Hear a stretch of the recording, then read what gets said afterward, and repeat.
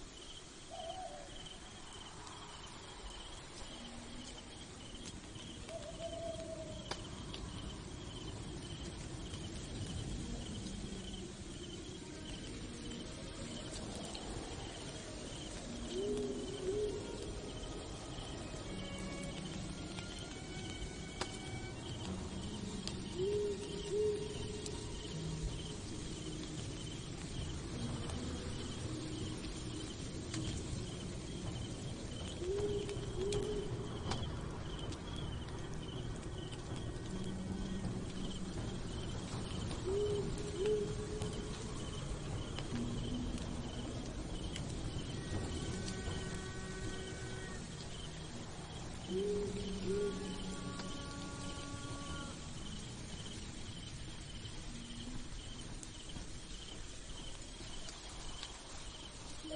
my god, another one.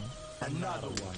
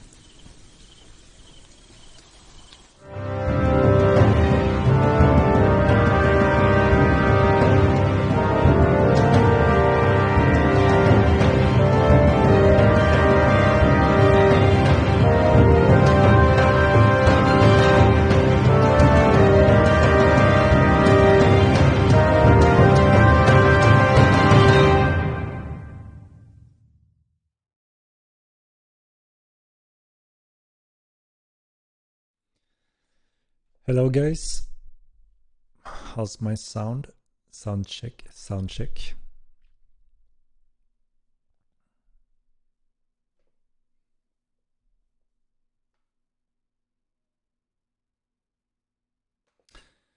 Good, great, thank you guys.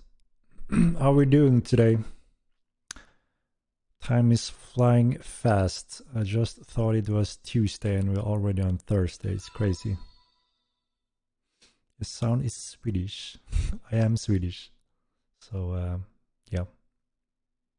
Oh my god. Oh my god. We got another one. Pierce, thank you for his subscription. 7 months. It's crazy how time is flying, guys. So, yeah, I was thinking a short update before we may continue on different questions and discussions. So, yeah, we're slowly getting in control where we need things to be again, thankfully. Was quite a chaotic start with the login mess, as you know, that's been here since day one. But things are starting to get more under control.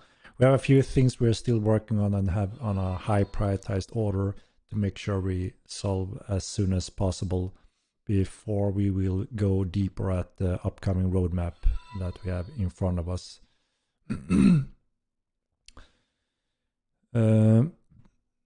So we have a few things we plan to patch as soon as possible, and also additional tools for GMs and improvements again to make sure that our GMs can help players in different situations as effective as possible. You may be aware of the one of the chests that comes with the houses will be replaced with another chest, which means there are possibilities to get invisible items using that chest, which obviously is quite annoying. They don't go deleted, but they go invisible. So we will have a patch for that as soon as we can as well. We have been identifying a lot of areas in the game world where player pets on follow mode struggle and get stuck in different locations, and are working on solving those areas, which requires a client patch as well. That should help a lot when it comes to traveling with pets on follow mode. And yeah, we're getting updates on AIAC. It's always exciting for some people to try their things in games like this. That is just a common sad thing, and we expected that as well. So that means that we are obviously cranking up focus on AIAC and anti-cheat detection, and are banning a lot of accounts right now. And yeah, obviously one of the good things is that you have to buy the game again to get into it on a completely new setup, or try to get in. And we have obviously measurements in place to make that as difficult as possible, and it's not for free when trying to do so. As you know, we always have a high prioritized order on making sure people are playing the games correctly, fair gameplay for everyone, and no cheating, obviously, in the game. So that is something that we are actively working on. Software like AIAC and such are, always need to have continuous updates to be sure to cover all new threats and all new things going on. So obviously we get updates there, but we also have our internal system that we also update for additional new sneaky stuff going in. So that is pretty much ever-going progress next to everything else. AIAC block quite a lot already, but like we said, we have multiple systems that we need to have in place to keep it under control. So we're having updates there as well.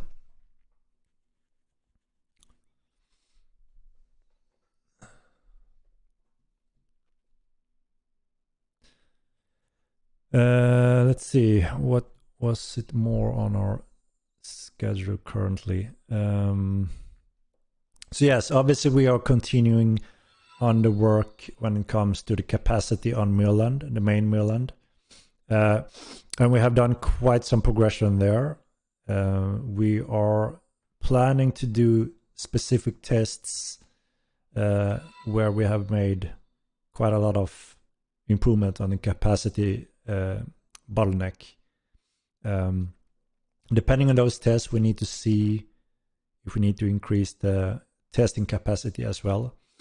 But things are looking promising so far. So the plans are to, as soon as those steps are confirmed, stable, and improved, we plan to deploy that capacity improvement on Mainland, which also should allow us to disable and turn off some of the alternate Mainlands. They're untackable in some places. Depends on what mobs you're referring to for kills. So our team is going through all the reports we're getting, everything from, there are obviously different prioritized order on those, from stock locations, pet issues, and specific mob issues. So it depends on what mob we're talking about.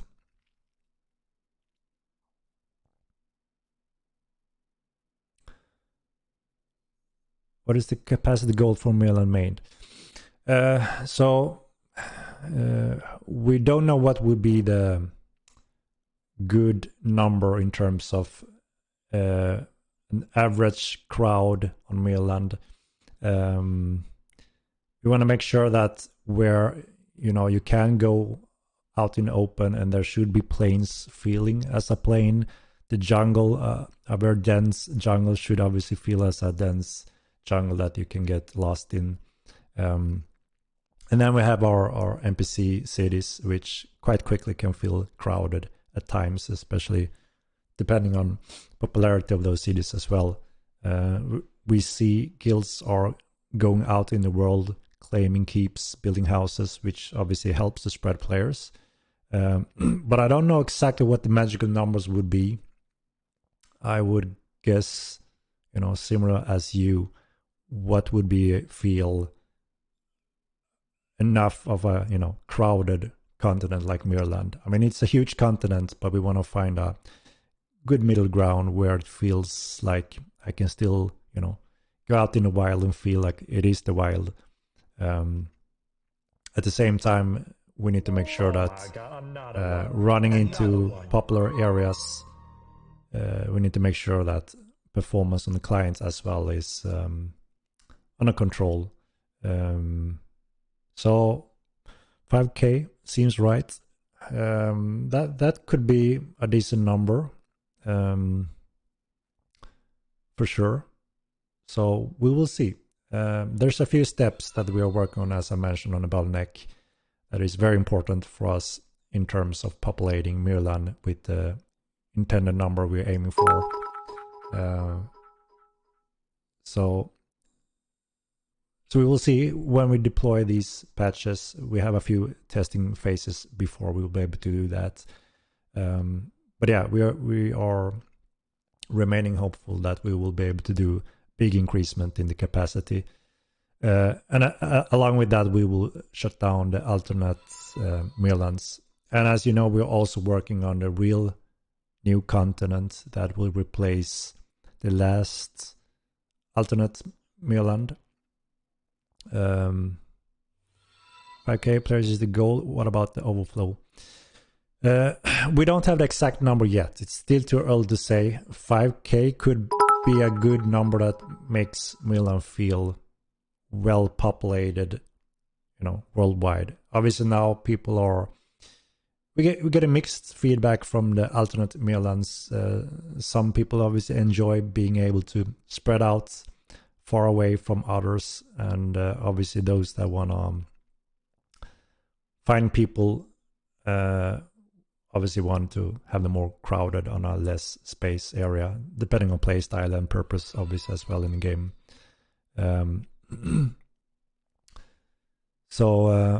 But yeah, obviously we are going back as soon as we can to the intended design. So as you know, the alt Mainlands are just temporarily additional continents, not the real continents. And that is also why we don't have all the functions enabled on those yet. That arrives with the next real continent that will replace the last additional Mainland continent.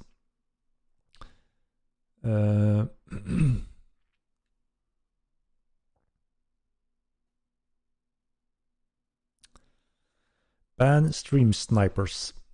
We got the questions on that, and obviously we want to see people enjoying and streaming the game. It's helpful and entertainment for many reasons, right?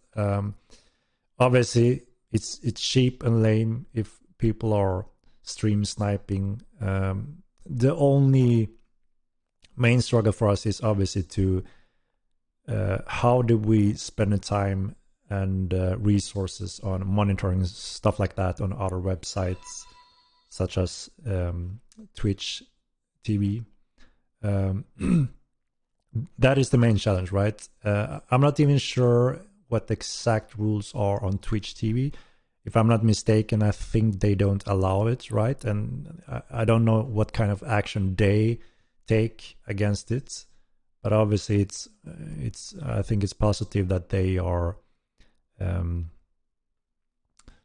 against it, and if they have any effective tools or methods of how to enforce rules on that, that is something we are interested in evaluating as well. Obviously we can't put our developers on monitoring that right now, so that would mean we need to look over the resources and what can be done if that is the case. And also, you know, there's many cases where randomly you walk into someone streaming and outcome can be, you know, fatal, and it's hard to say if that was a stream snipe or not. But then again, also there could be obvious cases, right? So we understand the frustration of those that where that happened to, but as long as you understand our view and effort in what we can do, what's possible right now, and that we're evaluating what could be done, that is something obviously we need to look into. How will it fit 15k player base on a max 5k Mainland? So yeah, I mean, again, we're not sure if 5k is gonna be the hard main cap we are setting up on Mainland. It's still too early to say. We are aiming for a bit higher than that, and I think it can hold a bit more than that without feeling crazy overpopulated. And like I said, we are working on our next continent as well. So rather having alternate Mainland continents right now, we obviously want to have the real next continent as soon as we can to replace those alternate ones. But I think that in our upcoming tests, we will have a much better view on what kind of numbers we're looking at for Mainland in the new updates. What's the next continent, Ada? So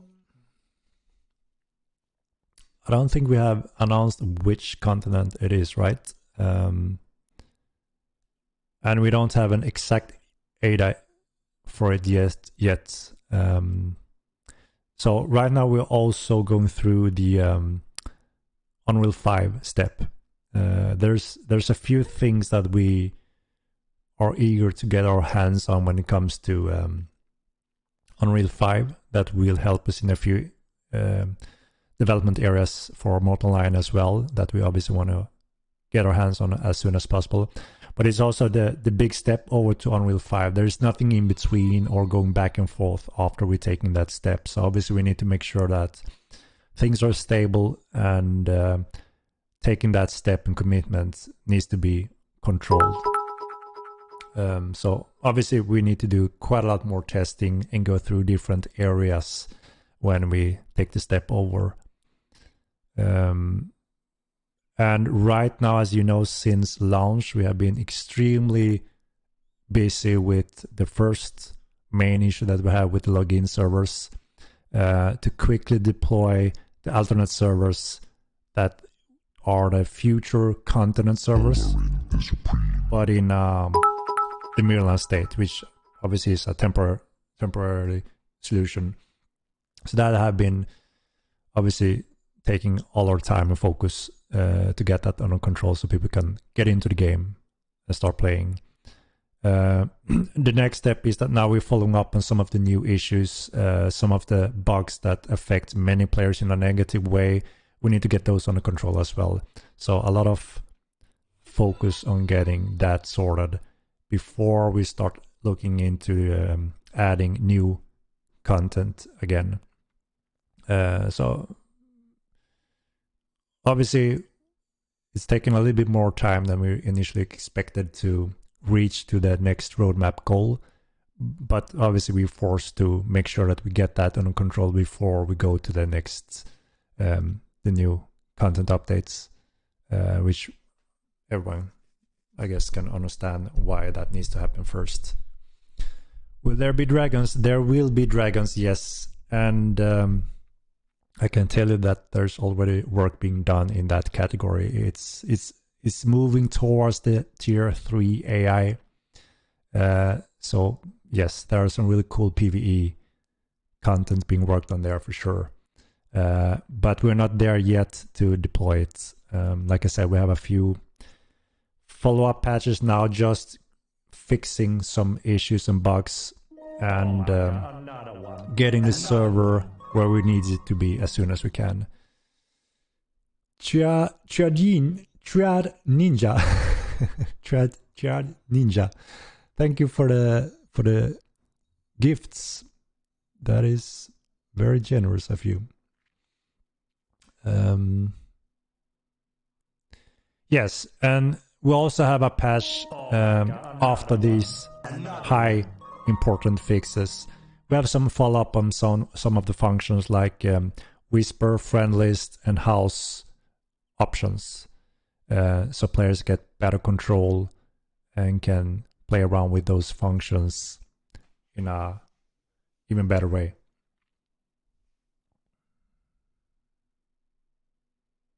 Oh my god, another one. Another one. We are discussing with Epic Games currently to take this step. So obviously we want to get all these things I said under control before we do the launch onto the Epic market. That makes sense, right? Because that means we're expecting even more players joining in for the first time. And obviously we have, as you may know, we have saved our release trailer.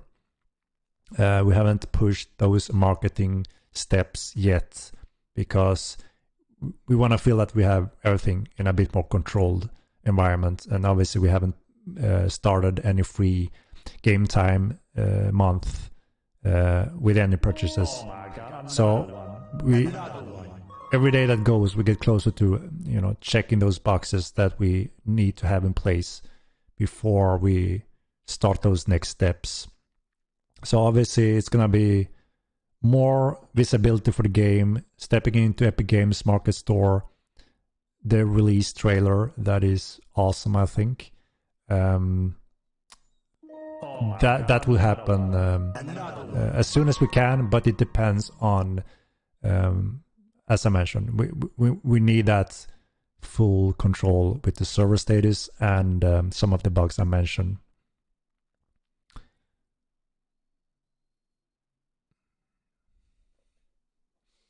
I'm trying to cover the questions, guys, so bear with me. Oh my god, another one.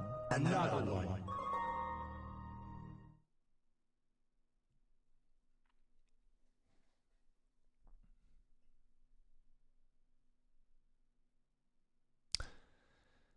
Best game of my life after Resident Evil. Resident Evil, quite a different game, but yeah, thanks. Oh my god, another one. Another Is there any work being done on optimization to make the game run better on older hardware? There are still several areas that we know can be optimized quite a bit, which will obviously make a difference, especially for older hardware. But right now, our focus is more on the high prioritized issues. Some of the bugs I mentioned, and getting the server capacity where we need it to be, so we can shut down at least some of the alternate servers. Is in the first step, is our plan to be able to do that, so we concentrate the player base with better capacity. Those are the main prioritized order currently. We think that our performance overall is pretty good, and that is also the general feedback we got since the end of the beta, pretty much. So we don't think it's in a critical state. Sure, there are some areas where you can notice some extra stuttering and FPS loss that obviously needs improvements. But I can't say exactly when we will have some people going back to that. There's some work being done in some optimizations, like in Tindram areas, which is a popular city, and there are room for improvement for sure. but we're mostly focused on specific areas in the game world where you guys have reported issues in the world, where you get stuck, where pets get stuck. Those are affecting, many players eventually over time. So we are prioritizing those areas, and that also makes the workload quite improved for our GM staffs as well, so they can more efficiently help anyone that needs help in the game for any reason.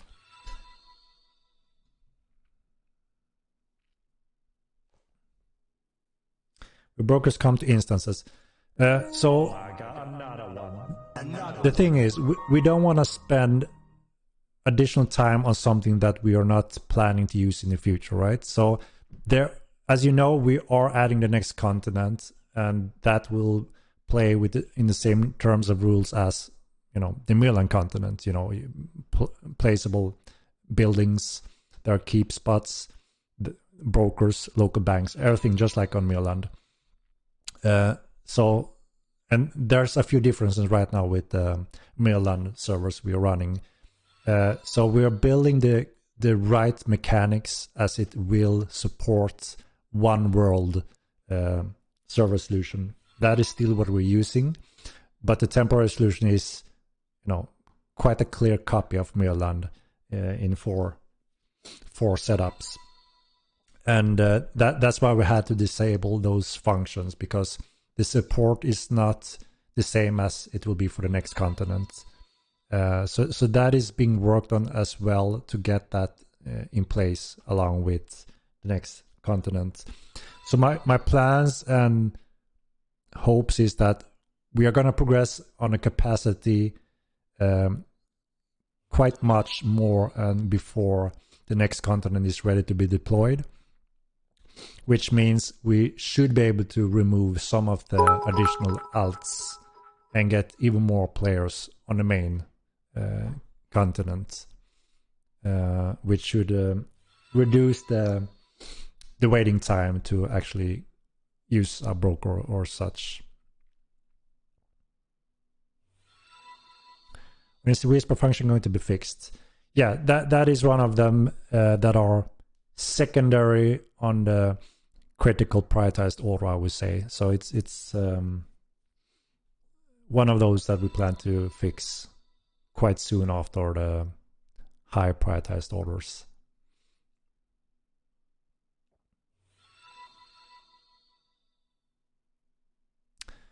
There are more things for housing in the schedule, such as stables, vendor, or priests. Yes, so there's a lot of content coming with the TC patches that will allow you to build different types of structures and also hire those different types of services. But that is what we call the TC content. And right now, we won't be able to deploy that until we have reached a certain milestone in these, as I mentioned previously, very important fixes and polish and getting the capacity where it needs to be. Then after that, we can finally take the step forward with the roadmap.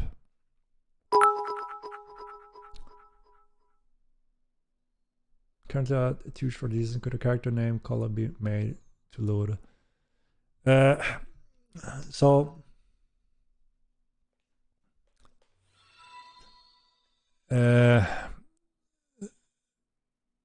there's no quick change, unfortunately, to how you load a player character with its name and gear. We know that it's area that we all want to increase the range and when it can load. This is somewhat tied to the network bottleneck that we are bound to right now. So if we would just crank that up right now, we would just severely remove more players from the main server. So it wouldn't be the right approach at this point in time. As soon as we get the specific areas that we identified as the main bottlenecks is something that we are scaling up quite differently in a proper way. which should allow us to greatly increase capacity. There's a few steps of it, but as we go through that, we will also see what kind of headroom do we have until we see that we reach those different bottlenecks. And depending on that, and if we're happy with the player capacity on one continent, that may mean that there are some headroom for additional network strains, such as loading content earlier rather than too late. And that is one of those. That is have a direct link to this field. So that's why you understand that we can't just change it right now. We need to get the capacity first at a good level before we can start cranking up some of those ranges. Will there be world events like in Immortal 1? Yes, there will be quite similar, but more controlled and also controlled by generated system AI, which would make sure that there is always fair game between the players. But yes, we have a lot of plans in terms of expanding both in-game events happening in the game world. As you know, in the lore, we have hinted and planted the seed for different threats on Mainlands and other continents. So obviously we have a lot of exciting things planned for these areas. But right now, it wouldn't be the best move to start some of that when we have some issues with some of the things I mentioned. So we want to make sure we fix those or happy with that. And we also see a direct effect on petition and support tickets that players don't have those issues in a larger scale anymore. And that means that, okay, now we're more ready for next step, which is roadmap, next type of content features, and obviously looking to see where is it suitable to start some of those world events. So yeah, we need to be patient still to get there. Obviously, we want to get there as soon as we possibly can. We are also going through new developers that needs to be get into the pipeline. So in the long run, it will be able to scale up and be even more efficient. But yeah, we're still very busy working on some of the issues that affect quite a few players. That is taking all our prioritized focus until we continue there.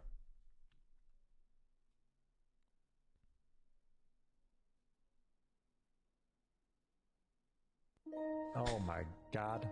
Yes, breeding will be added as well, again, with some modification and balance differences from the first game. But again, I can't say the date yet. When we will have the time to go through the roadmap, we will see what covers that next timeline. That will obviously tell you what you can expect in the upcoming patches. But we need a little bit more time before we can reveal that.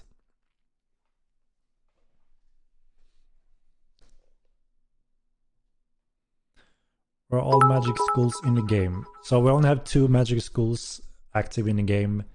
We have 12 in total that will be active. The third one is necromancy, that is coming in the game next. Again, we need to wait on a timeline, the roadmap, until we get more details. We've simply been so focused on the prioritized order of things that we put everything else on hold for now. But we will get there soon. Timeline on combining servers. Alt servers are too safe. How do you mean too safe? They're using exact same rules, which means full PvP, full loot there as well. But if you mean that you can pick one of those hotspots or dungeons to avoid a lot of other people, then yes, obviously that is one of the things that obviously happens when we have multiple Mainlands, which we plan to not have much longer. Again, everything depends on our upcoming test phases with the new bottleneck improvements. And as long as that is progressing well, we will measure those numbers and see what is the next safe threshold that Mainland can hold. And depending on those numbers, we will be able to shut down one or more of the alternate servers. And obviously the last step is to shut them all down, except having only Mainland and our upcoming continents.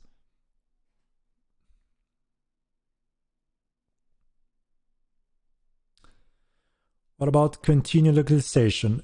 Yeah, I see that there's been quite an update from the community helping us there, which is awesome. So we're gonna, again, as soon as we have gone through some of these high prioritized things, we will go through the updated version to see what status they are in. And then we will also see if it makes sense for us to run through one of those translation companies that can help us verify, confirm, and possibly finalize some of the missing languages. Why the hell did my shut die? Okay, it's back. So we will see the status. We haven't really had a time to see what kind of updates have been done there, but obviously we want to make sure we get the languages updated as well. It's really awesome to see so many nationalities joining the game worldwide, and it's awesome to see people that don't speak English as well are active, finding their place in the game world, and obviously also playing with each other. So obviously we want to support all the major languages in the world as soon as we can.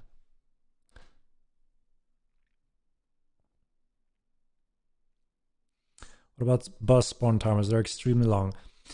Yeah, so right now we have 5 multipliers on all the buses, as you know, because we have 5 Mainlands, which obviously puts balanced numbers into play here. And that is also why we had to do some modifications to make sure that there are rare things that we want to have a certain drop ratio.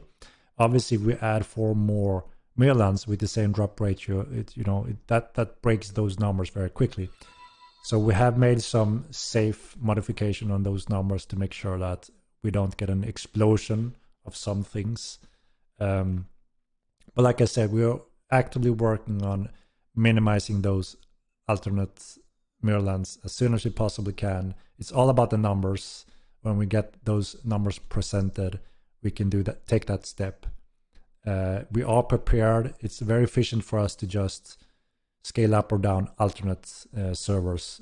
So that was a very effective temporary solution for us through the pure hell of queue times.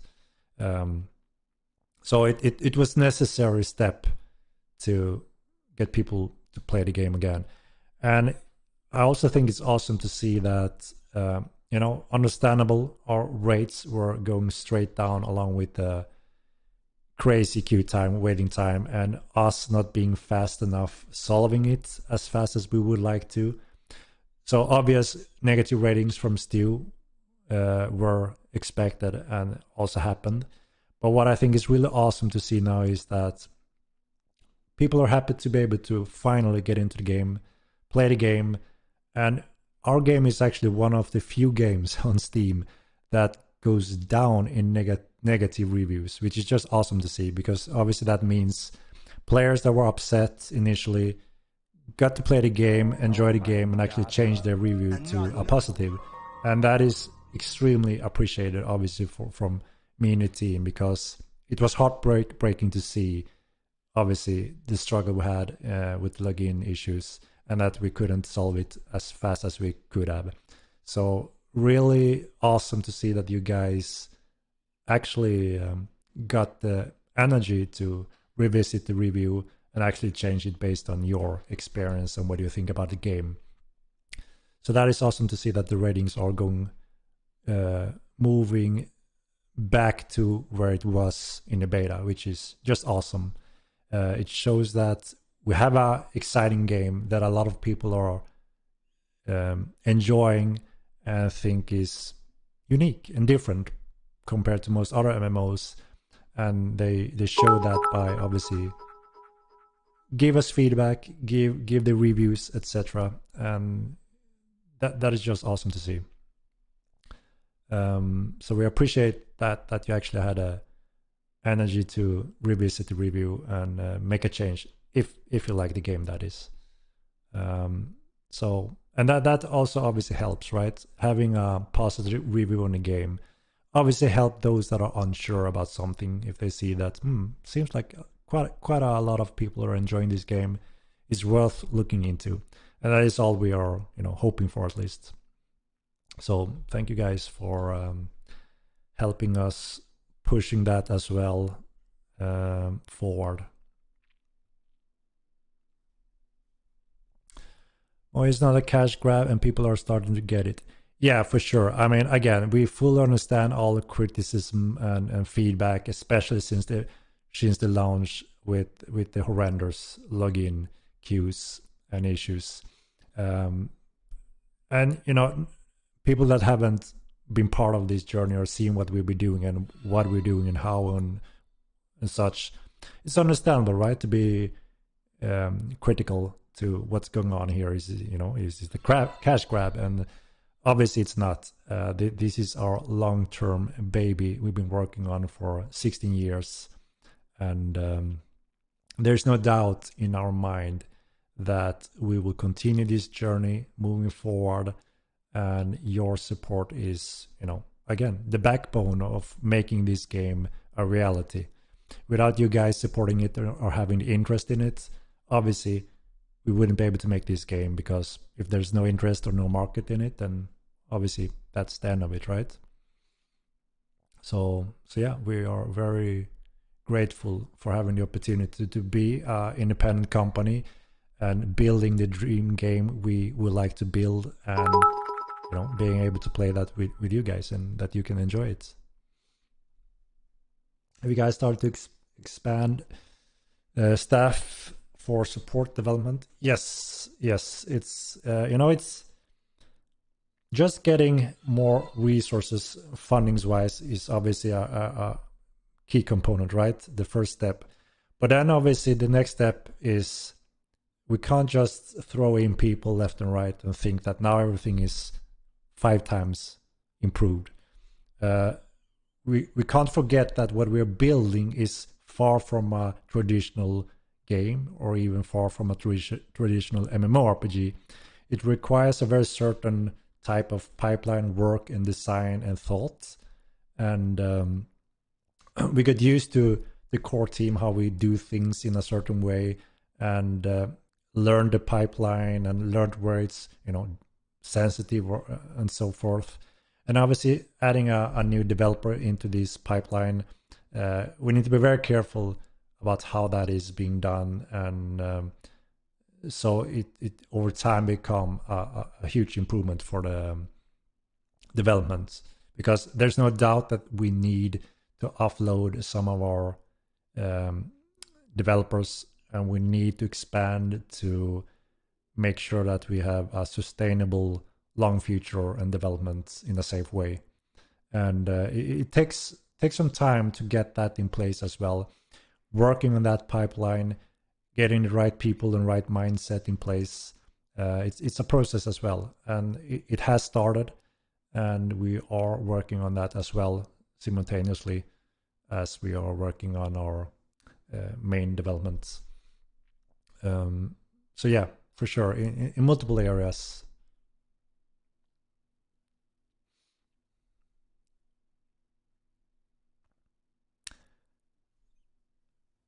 Unite on housing perms for friends. No, but we had a discussion on it that yes, there are some very desired features to be added on housing and keeps, which we have heard loud and clear from you guys, and we fully agree.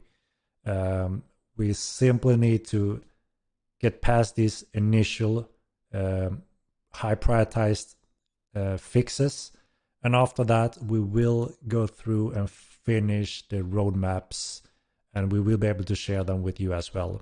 So that should include a clear plan of some of these exactly features, some quality of life and features that is highly wanted from the community. So I think that the roadmap will answer quite a few of these that you're asking.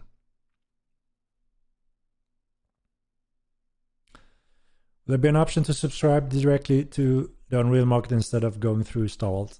So we are discussing with Epic Games, we are discussing with the payment providers, what kind of options do we have and what is best for this type of game, and obviously what is best for our customers. And we have been progressing quite well there. We have pinpointed it down to, we know what we need to offer, payment solution wise, and we're looking at regional based pricing and all that. Now we are more fine tuning the details in terms of that. So as you know, we paused all subscription, the free month, everything is paused until we reach that I mentioned, have those high prioritized issues in place, covered. And then we will see, okay, are we happy now with this state, so we can continue on the roadmap, and also obviously start the subscription time, start the free time that everyone got as well. We want to make sure that everyone feel that obviously it needs to be stable again, right? Just like it was in the beta, full stability on the servers, a good capacity we need. And the top critical or top most common bugs and issues that we see very clearly on the bug reports and tickets, we have a very clear picture of those that we need. We need to have those covered so people can relax more and enjoy the game. Your dream game is my dream game, Henrik. Sunregal, awesome to hear. Yeah, I mean, there's no doubt that there's a good enough amount of players that for sure share this type of game, a very free, open sandbox MMORPG with risk and reward and danger included, but so much freedom, and it's awesome to see. As you heard me say many times, I'm a true sandbox MMORPG fan myself. I've been looking for a game similar to this my whole life after Ultima Online and Star Wars Galaxies. And I try every single MMO release. My last one I tried was, believe it or not, Lost Ark. And I don't want to sound negative, but there was a few things that kind of caught my interest in Lost Ark, for instance. I heard it was pulling the interest from those that enjoyed Diablo. I did enjoy Diablo as a more casual hack and slash game back in the days. So I thought, maybe that's something that could be interesting. So I tried it. After a few moments, I was playing World of Warcraft again, doing quest after quest after quest that I have no interest in doing. I wanna have a freedom. I wanna go straight to those areas that I'm more interested in. I wanna be able to choose some things, but I can't. It's impossible. So I instantly understood that this is not that type of game. Obviously, it is another theme park, heavily locked behind grind, and yes, very quickly it went strongly pay to win. It looks like. I can't say 100% sure because I haven't had time to play it at all. I just briefly tested it last weekend, and not a game for me, but I can understand obviously that could be a game for many. So again, another MMO that simply isn't close to filling some of those gaming needs that I've been looking for. And again, I think it's quite sad that there is so little to choose from when it comes to a real MMO solution or MMO game. Lost Ark is pay to win, and they have general locked classes, which irritates me. Also, they're having technical issues too. Ratings went way down. I was curious to see how their release were going. Obviously, one big component, right? It's a game from 2019, I think it released in Asia. So it's actually an old game, quite polished, a lot of content, obviously, which means during all those years of being released, there shouldn't be a doubt that the release should be stable, right? That's what you could expect, I guess. But yeah, I think they only delayed in like 12 hours, and then they had some character wipes and some dupes. But after that, it seems like they got things under control quite quickly. I hear they have long queue times, though. That still is not very pleasant, obviously. But yeah, it was interesting always to see the different releases. It's not really the same type of game or game design or game technical solution. But I think it's always interesting to see different MMO releases. Went pretty well for over 1 million players, to be honest. Indeed, it seems like they hit the jackpot in terms of hype level and player joining in. That's quite crazy to see, over 1 million. So yeah, they surpassed their other game, New World, quite strong. But it's also a free-to-play game, right? Comparing that to a pay-to-play New World is quite impressive still for New World to be close to 1 million, because anyone can download Lost Ark for free. So yeah, that's interesting. But yeah, I saw that they're also struggling with reviews, and the thing that is interesting is that review is more based on the game. Actually, I mean, their game have been running since 2019, so they have a stable game when it's finally working. But seeing that rates going down quite quickly based on the game experience was a little bit surprising. When it goes down quite fast, I see, and while our is going up, which is obviously awesome to see. But it kind of shows what people are enjoying and what they think about the actual game experience, which obviously in the long run is what's matter, right? We are not here to do a quick release and hope for the best, cash grab, as someone have said it. We're here to build up a game for the future for many, many years.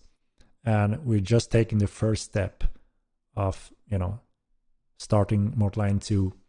And we have many steps forward in the future with a lot of exciting features and content over a great many years.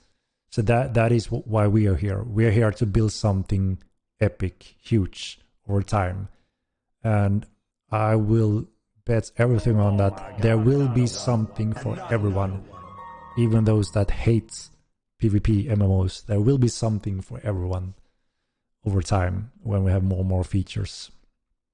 Do you play Monetization 2? I do play Monetization 2, yes. But lately, I haven't had the time to play anything other than working with my team very hard, finding different solutions. And yeah, it's been a flood of everything. That's always been a challenge for me personally, being both the CEO of the company, running the daily operations, all reports, everything on the market is obviously one area that needs some attention. And then being the game designer in the project as well, obviously, is where more of my passion is. But obviously, I need to be involved in a lot of areas to also make sure I support my team. They have what they need, and with us taking the right decisions, and a lot of contacts from all types of companies worldwide, and a lot of attention, a lot of exciting attention. So yeah, it's been non-stop going since release, I haven't really had a moment to catch my breath really yet. We have managed to, put out the fire. The login chaos is under control, which is obviously allows us to breathe and being able to continue and focus on what's most important now next before we continue with the normal roadmap.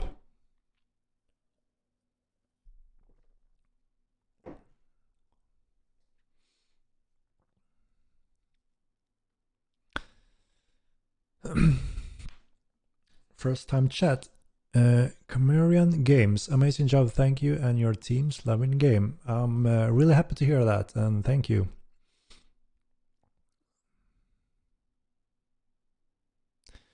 You can join my guild if you want. Yeah, obviously I need to be out of player conflicts, as you can understand. Monetization is a very special game because there's no doubt that no matter if you hate something or whatever it may be, being here and showing expression for that obviously means one thing. We care about the game, right? Or it wouldn't make sense to be here and make that expression, either if it's good or bad, negative or not. And obviously player guilds and groups have started to find their way in the game world, and some of them are creating alliances, some are creating enemies, and many guilds are getting different reputations now, which is a big part of the game. A reputation as a player and as a guild will have a big impact for the future, no doubt. And obviously I'm always out of these conflicts. I never try to go deep into this. It's awesome and exciting to follow what happens, even though we may be clueless at many times, because obviously we can't cover everything what's going on, right? But it's exciting to see what happens and why. And like I said, when I play, I'm out of guild conflicts, even though I wanna try to participate in challenging things like going for bosses and such. I'm happy when people or groups invites me to join in, or just wanna hang out and do things, fun things, or try some of those bosses. I'm always up for that. And obviously if a hostile guilds clashes into that, then that's just life, right? There's nothing to it that I can change about that. But I think that's just how it should be. Will mages ever be able to turn wild casting? We don't have plans to change the core rules of the current magic schools, but as mentioned, there will be very different core rules for the upcoming schools that allows you to turn and run at the same time. Our third school, for instance, you can move at the same time as you're casting necromancy. How easy to play your own game? I bet you get really tired of it.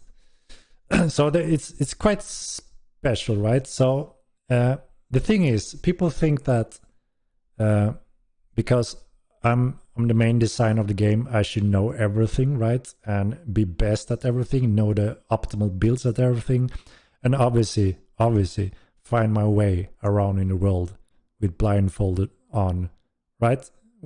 Would be strange if I didn't do all this, right? But that is the thing. I can't really possibly remember everything. I can't keep everything in my brain, and the game world is huge, so I never had the time to run around and really explore and learn that as a player. When we be building, we're flying over the world, we're doing quick routes, and it's very different from experience the game down on foot in first person. So don't be shocked if I get easily lost in Mortal Line and don't know optimal builds or up to date to the latest meta, some groups may think, because it's impossible. I can't, and I probably never be the best at any of those things. It would just be odd if I was. So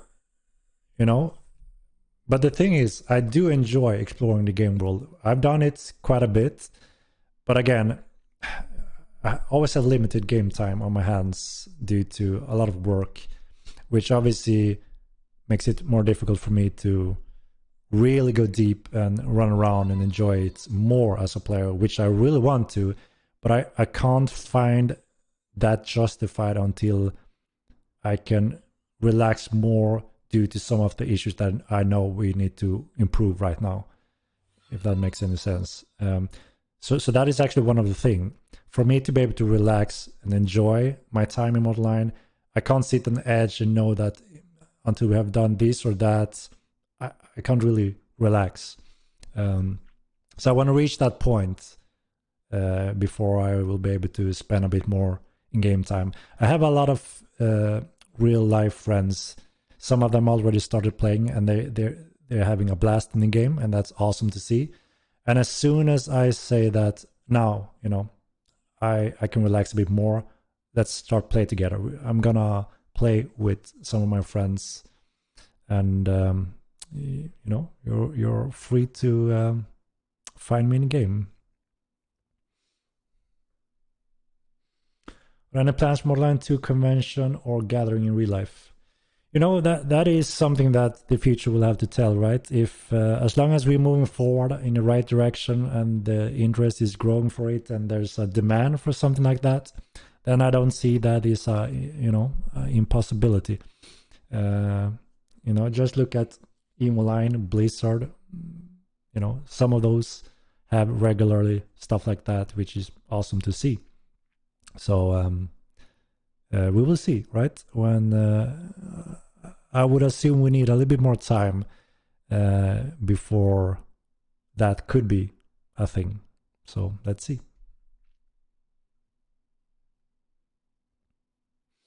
Will you add any unique melee abilities? Yeah, so one of the things that we're going to add in the combat field is special abilities. Every weapon group will have some options along with this first patch. So every weapon group will have a special attack that have special effects. Again, to give exciting options on the field using the different weapon groups.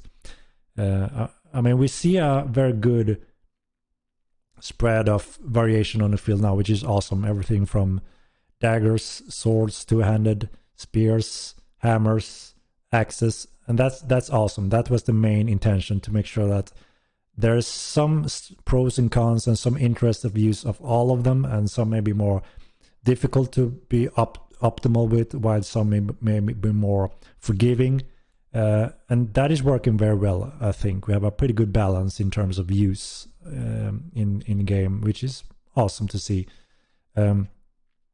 And they will be pushed even further in terms of interesting options, along with the special attacks that we plan to add. I don't know exactly where that will be. It may fit somewhere on the roadmap, but I'm not sure if it's going to be in the nearer roadmap or next roadmap. But it's additional exciting things and options for the players for sure. Question: is Unreal 5 much better than Unreal 4 for you, or why do you want to migrate? Yeah, so Unreal 4 is obviously a very now it's getting a little bit old, but it's a robust engine, and we know very well how it works, and we kind of cranked out of every single juice we have managed to crank out of it. We push the limits as far as we can. Obviously, there's still room for improvement and optimization work on various ends. But when it comes to building a very complex MMO, very big world, next generation graphics in real time being loaded in and out, I think we pushed the engine quite hard and quite successfully so. It's quite an impressive task, not only coming from players, but actually from developers and companies, including Epic Games, which have made the engine, which is awesome, obviously. And obviously there are natural progression steps, taking some steps into more next gen, going from Unreal 4 to Unreal 5. You know, the big things, as you have probably heard, some of those selling points that is making Unreal 5 exciting. You know, we have the nanites, Lumen, the lighting systems, and where we are very interested in is where we have been struggling in Unreal 4, which is the world large loading systems. We have hit the cap pretty much there, and when we started to look to actually rebuild that, because we thought that Unreal 5 wouldn't be ready yet, we thought it would be additional years even. We thought that, okay, we need to build a more robust large world system. But what we found out was that when we talked to Epic Games and saw their updates on Unreal 5, they were doing the exactly same thing. And when we saw that they actually made their engine quite stable and ready for some big projects, that also made it more ready for us to start to look to take the commitment. So that is a big one for us, to be able to build large worlds and having the performance loading, deloading in an efficient way is a big improvement for Mortal Online specifically. So from that we will hopefully benefit greatly. And we don't have to build that system that we plan to build in Unreal 4. So that's obviously a big win for us. The next thing is obviously to make sure that performance doesn't go down, first of all, along with using nanites and lumens. Is obviously something that pushes the visual forward greatly. That is what makes Unreal 5 look insane. Having a whole different way of level of details on meshes, the world, being able to utilize high resolution textures, real life scans, that is what pushing it forward even more than we have today. And Lumens is their next generation lighting system that makes it super realistic. We plan to utilize all of this, but for us, there's always a key component, and that is performance, right?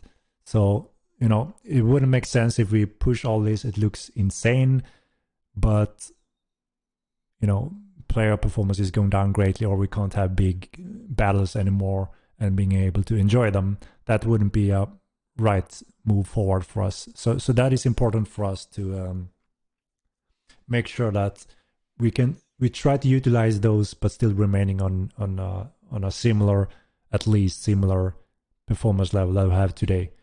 It is quite impressive, the performance we have today already. Actually, if you look at the whole picture and compare it to many other games in a similar category, we are in a good position performance wise. So obviously it would be sad to go down a bit in performance. That wouldn't make anyone happy. Because, I mean, today, if we look at just our graphics today, I don't think anyone think we have bad graphics, right? Actually, it's quite opposite. The feedback we got since beta is that, you know, we are one of the best looking MMO games, and not only the visuals, that, you know, you can have 100 people on the screen and performance is solid. That is a strong point for a game and will always be. If we look at Arc and Atlas performance using the same engine, they're terrible. Yeah, and that is what I said. It so much depends on how you build these different systems. And we learned a ton from the first game, no doubt. And, you know, we have had several years on us to do something better. And obviously, I think that tells and shows that, you know, we have managed to do something that is quite solid performance-wise and visual-wise, if comparing to any other large game out there. Lighting is still horrible. Some places are just pure white almost. Yeah, I mean, that is one of those, you know, almost never-ending debates. And it's clear that, you know, everyone won't ever really agree on what looks good, what looks worse and better. It's a very personal opinion as well. And we all have different tastes, right? But I mean, the overall general feedback have been that we have a very impressive looking MMORPG, and performance is solid. But yeah, I don't think it makes much more sense for us to play around tweaking the lights even more now when we know that we will step over to Unreal 5 relatively soon, and that means a whole new lighting system that we need to tweak to get our Mortal look, but still trying to push that next-gen lighting. So yeah, we will most likely remain as we are right now until we hit Unreal 5. Two-part question: kite shields and tower shields, Ada. And will shields ever be able to have spikes or some kind of damage dealt when shield bash connects?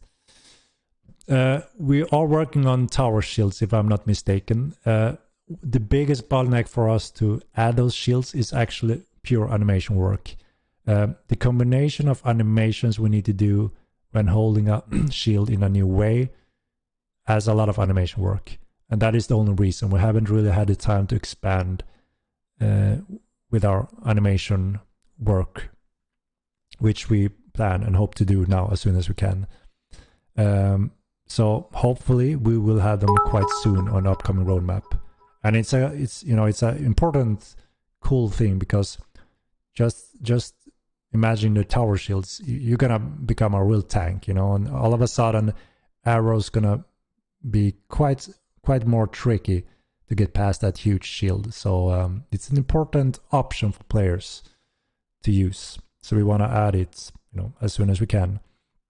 And yes, there will be additional special moves for all combinations, including shields. So there will be some special moves to perform when you're using a shield as well. And one of them could be a special shield bash that could actually impact damage-wise or other effects.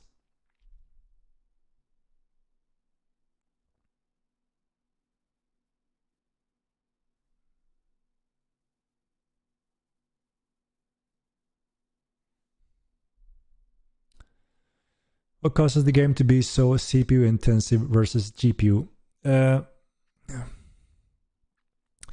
So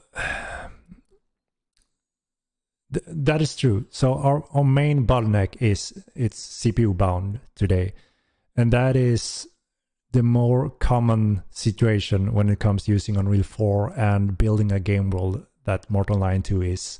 There's a lot of things that are calculated on the CPU, which stacks up very quickly, which makes the CPU wait for the GPU are waiting on the CPU, which means no matter what kind of monster GPU you have in that case, when you're CPU bound, your CPU gonna hit the cap and not being able to feed the GPU as soon as it wants to gain even more FPS. So that is one of the things that we've been working on quite a lot. We have tried to analyze every single area where we can squeeze out of some more optimization on CPU usage, which Danny have been a pure wizard at. Every now and then he have found very good areas that is helping CPU calculations greatly. And that is when we have taken great leaps forward in terms of adding even more performance to our game, and especially characters, which means we have a very impressive performance on character rendering. And that is the magic behind, if you remember those big fields of players we have had when we tested focusing only on that performance, several hundreds of high detailed characters, including physics and everything on the screen, and it's cheap. That is pure magic. So but yes, again, there are still several areas where we can do additional optimizations, but I wouldn't say that is the high prioritized order anymore, because it's very impressive. I think most people can agree to that. As long as we have somewhat of a decent CPU, you can play the game quite well. But we will revisit it for sure, depending on time, resources, and developers that we have available in different areas. Arc was bad server capped at 70 and lagged so bad. Will you ever considering alt characters on one account to stop people from having to buy alt accounts? So it's that sensitive topic, right? That I still only have the same response for now, and that is that we will most likely revisit our diva system in the future, which is kind of what we had in our original idea and design behind allowing another sibling character on your account that is also bound to your reputation and such, so we can still respect what we think is important, which is one identification, one reputation in this game world.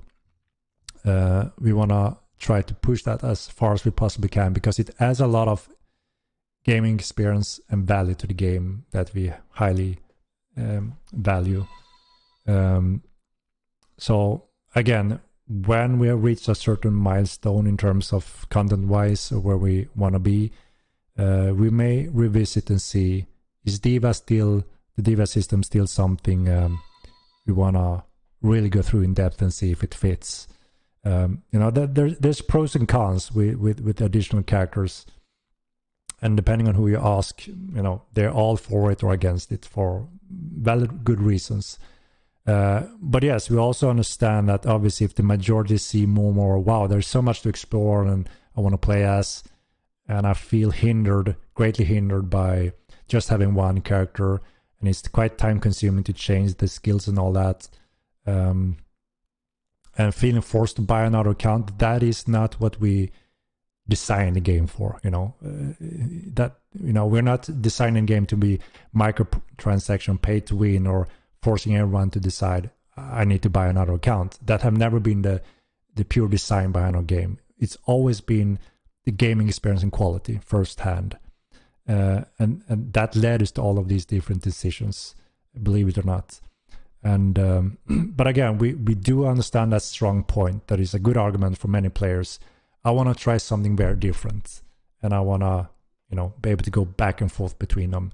I mean, personally, I also feel that urge. I've struggled deciding what build and race clade and all that, and I see the obviously strong point in being able to at least choose two of something that it can be quite opposite to each other's, and it may give me more game time in different ways, and I can play around in different ways.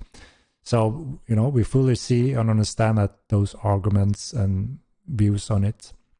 But we simply need more time to then revisit the diva system and see, is it suitable to take that step, and how would it impact the game world, the balance, and those design decisions that is promoting a one player reputation.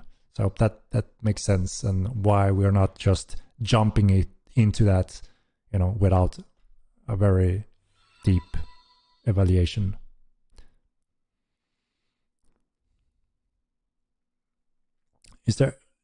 Will be any demos to test how is game running before buying? I guess seed. I guess you mean if there will be any demo, any try before committing in buying the game. So what we have decided is that I don't know exact date for this. Again, it all depends on the progression that we are in right now. But what we do plan to is we're doing some refinement on the Haven Islands, and we do see that it's actually a good fit for players to get onto that island and play the game for free and try it out. We want to do some refinement on that and see when we have the time to take that commitment. But we think that is the correct thing to do, because there may be many players out there that are hesitating, don't know if this is going to be for them, and they have heard different rumors from different players. That is common, right? And again, since we're still a small independent company, we don't have those giants behind us that can market the game so everyone in the world gets to know everything about it and jumps on it. Obviously, we need to see what works for us and how can we help promoting the game and reach out to more and more players. Obviously, a strong component is releasing a exciting, good game that will speak for itself is obviously a main component for us, and will always be a strong component. If the ratings going up, people are enjoying the game, and want to play with them, their friends, bring in their friends. Obviously, that is a very strong component that we rely heavily on, and that is why we're focusing so hard on just making the best MMO game ever, and spend, you know, all resources we ever had have been spent into that. Obviously, now we are also making sure that we cover some coverage marketing to make sure that a lot of players can take that chance to actually try the game. But yeah, again, we plan to sometime in the future add possible a free game access to the Haven Islands, which allow you to play there for free, try it out, and if you like what you see so far, you can commit to the game by buying subscription and get into the real game world. More mobs, variety when yeah. So one of the big bottlenecks we also found is a certain AI behavior on the different nodes connected when any players was close to them. There was a chain reaction of explosion. We have solved that, which is awesome to see. So now there's almost no cost in comparison. So that allows us to have more resources to add more creatures as well, which is obviously awesome. We have planned to add more, but with this additional optimization on the AI side, we can add even more than we, first thought that this could be a good minimum, but now we can add even more than that, which is awesome. So we will be adding more and more mobs. We have a few creatures left that is unique for Mainland, but there are not that many left. But we do plan to add more variation, more bandit camps, more of the threats that may be invading Mainland very soon. And you will see variation of those. So for sure, there will be more threats and encounters that obviously will make it a bit more exciting when venturing out in the world. Oh my god, another one. Another one. Yomi Skyder oh shit, I can't pronounce it. Yomi, thank you for the subscription. You have to excuse me when I butcher your names, guys. And it is to share Necromancer. No, sadly not yet. As I mentioned before, we've been so occupied with the madness, so nothing new to mention at this point. Can we get a lantern or way to hold torches in our offhand? Yes, that is the plans as well. We will add additional types of light sources. One will be, we are planning to add a torch that you can tie in your belt, so you can actually use your hands. And there will also be a few different ways from magic and even alchemy that will deploy light sources in different ways. We also have the campfire that we will be able to place very soon. That is obviously a static located light sources that will remain for quite a bit, but that is also an option, obviously. So there will be more options soon. Why no vocals in Tinram song? More going to I missed the old one. We actually plan to deploy that when we released. We kept the vocal version for release, but we forgot about it. And yes, we will add it back again. We add more undead roaming undead skeletons, ghosts in the woods and open areas. Yes, there will be different types of humanoids added around many different routes, especially because again, the game is so huge that when looking at the map and you see our spawners, how we'll place them and all that, it looks insane. We have thousands of spawners, and it looks like, holy shit, you should be walking into creatures non-stop. But that's not the case, and that is because our huge world is consuming everything very quickly. So yes, there's two things we are looking at here in the long term. One thing is the obvious one that we will do in every patch every now and then is adding more and more creatures and mobs, new and more variation of the current ones. But there's also a long-term system we're looking to add, which we mentioned a little bit earlier, and that is more of a dynamic system that detects what is this area, what lives in this area, and if you're walking there, we can have a system that tracks that you will pretty much walk into something that lives in this area, rather than going past 8 of them that happens now on a daily basis because the world is so huge. And that will actually be a optimization on the server side, because we don't have to have thousands of thousands spawners everywhere. It allows us to have more smart spawners that will still make sure that you run into these different habitatal creature and humanoids. So that is something we are looking to improve over time as well. A more smarter way of handling spawners and dynamic behavior in the game world. But for now, we will just keep on adding, since we know that the costs have been greatly reduced, and it's, as long as it's not competing with more player capacity. But that is, the one thing that we are solving with the bottleneck patches we are doing now. So yeah, we will see more for sure in upcoming patches. And a balance coming to MA. So MA is effective, it's very useful and common, right? And for obvious reasons, you have a fast transportation, and you can use a bow with very high accuracy due to there's no real wobbling system on mounts. You only see one type of wobbling when you're moving on foot, which makes it very hard to aim, obviously, so you have to stand still to pretty much get the perfect aim. Obviously, we have skills for this that is countering some of this insane wobbling, but we simply haven't got to that yet. And it's one of those that looks to be simple and quick, right? But when we started working on it, we saw, holy shit, we will not be able to get this as we want it, as fast as we want. And there's many other important areas that we need to get at a certain level before we revisit that function. So yes, obviously there will be a huge natural balance when your aim is heavily affected by the mount movement, which means it will be very difficult to aim. And that's also when the aiming technique comes into play, a holding breath skill, which means you will still be able to be an effective mounted archery as long as you invest in these skills and use them correctly. Obviously, you can only hold your breath for so long, and then your wobbling will start appearing more and more greatly again. A little bit like the sniper rifle in Battlefield in those games, a little bit the same mechanic. So that is a natural balance, obviously, that will come with mounted archery.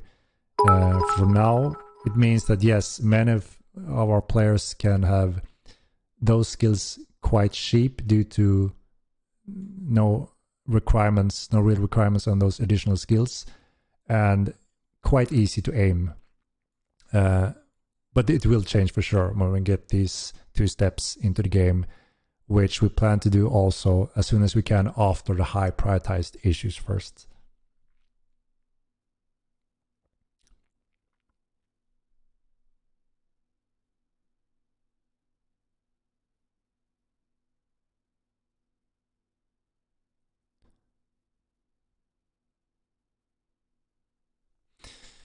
Where is this weak PC? There are some stutters when going. Yeah. So that is one of the main thing here. Is there's quite a lot of stuff going on in Team Room, as you know. Both high poly models, a lot of props, a lot of NPCs. There's dungeons, and obviously it's usually a hotspot for players as well. So there's a little bit of everything. And yes, the city is not fully optimized yet. There are some level streams in there that is not very optimized either.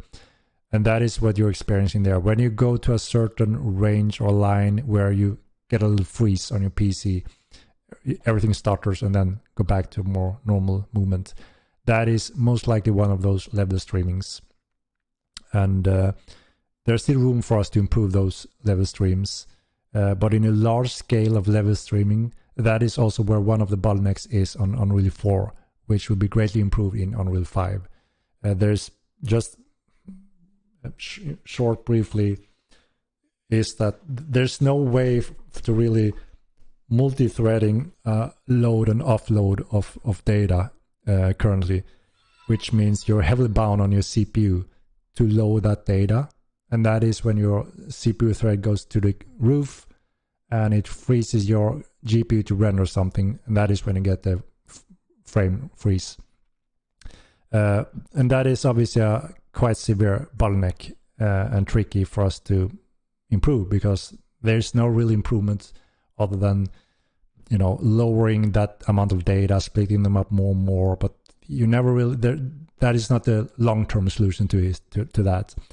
And to my knowledge, this is some of the big improvement in Unreal 5, where you have a better way of multi-threading that type of load. And that is also, you know, something where we can finally utilize some of our modern CPUs today, that is multi-core.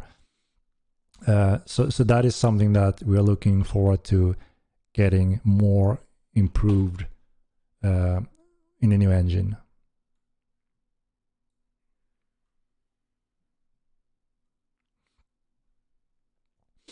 And a word on perhaps fix on tame pets are not attacking PV mobs. Yeah, so we try to identify, there's a few things happening depending on the pet's attack and range compared to the other creature. And there's certain combinations that gives that result. And as long as we get those combinations, our guys are usually able to tweak those numbers to make sure that they can attack. So it doesn't look to be a specific bug, it's more of a wrong numbers that doesn't fulfill the requirement for the pet to attack, and therefore it's not attacking. So we simply need to go through all those cases and combinations and fix them one by one, and we should have them all attacking eventually. I'm sure you've noticed maybe that this combination, they don't attack, but in many other, they attack, playing as a tamer. When alt servers be removed, as soon as we have... so on test now, we're deploying some of the big optimization on the bottleneck on Mainlands. As soon as we can confirm those numbers going up, and we see that this is the new roof that we're comfortable with without causing lag on Mainland, depending on those numbers, we can start removing some of those alternate Mainlands. Everything is prepared for that. As we mentioned, it's a temporary solution. We crank those up quickly so people can play the game. And we are ready as soon as we confirm greater numbers on Mainland. We're also actually increasing the queue, decreasing the queue timer. We have a more robust system to throw in more players at the same time. So queue will be even faster as soon as the server isn't capped, that is.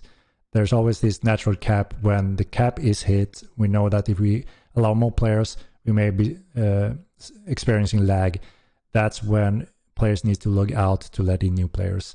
But the higher the capacity is, and now that people are experiencing that they can actually play, you know, you don't have to sit in queues for 10 hours. That means people are not afraid of logging out. We also have the AFK timer, and people can always join any of the alts, which have pretty much fixed the main queue issue for everyone. So yes, we plan to tighten it up. As soon as we confirm the new numbers, we remove one or more of the alternate Mainlands. So, you know, we're working on it.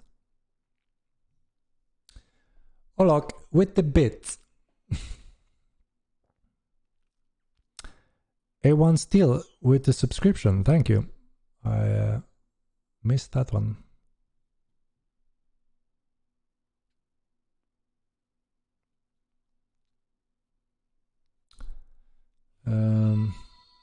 Guys, do you want to see one of our new upcoming creature? Work in progress, no material or texture, so it's one of those raw clay models, but it looks cool. It looks cool. You can guess what it is. Let me see. Where I have it. There it is. What do you think this is, guys?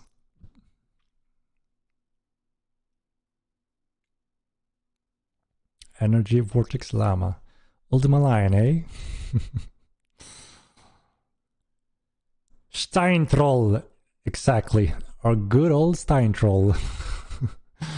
Do any of you guys remember the sound of our Steintrolls in the first game? I actually recorded one of its voices sound it does, and I just thought it was quite funny because I copied I tried to make the sound from the what do they call in Star Wars on Tatooine, those, damn, I lost the name of them. You know, those small creatures that lives out on Tatooine deserts, Javas, exactly. I actually did that. You know that sound, right? That the Javas are doing in Star Wars. I did that for the Steintroll in Immortal 1, and it got into the game, and it's stuck in the game, which was quite hilarious that it was me doing that voice. So I think we need to get it back. What do you think, guys? Just the pure nostalgia. Yeah, the Javas, funny creatures. So a little relation link to the Javas, but this is our Steintroll take on it. Steintroll came when? Good question. As you've seen, we have started underground work, done some first important steps towards that, and there will be more of that.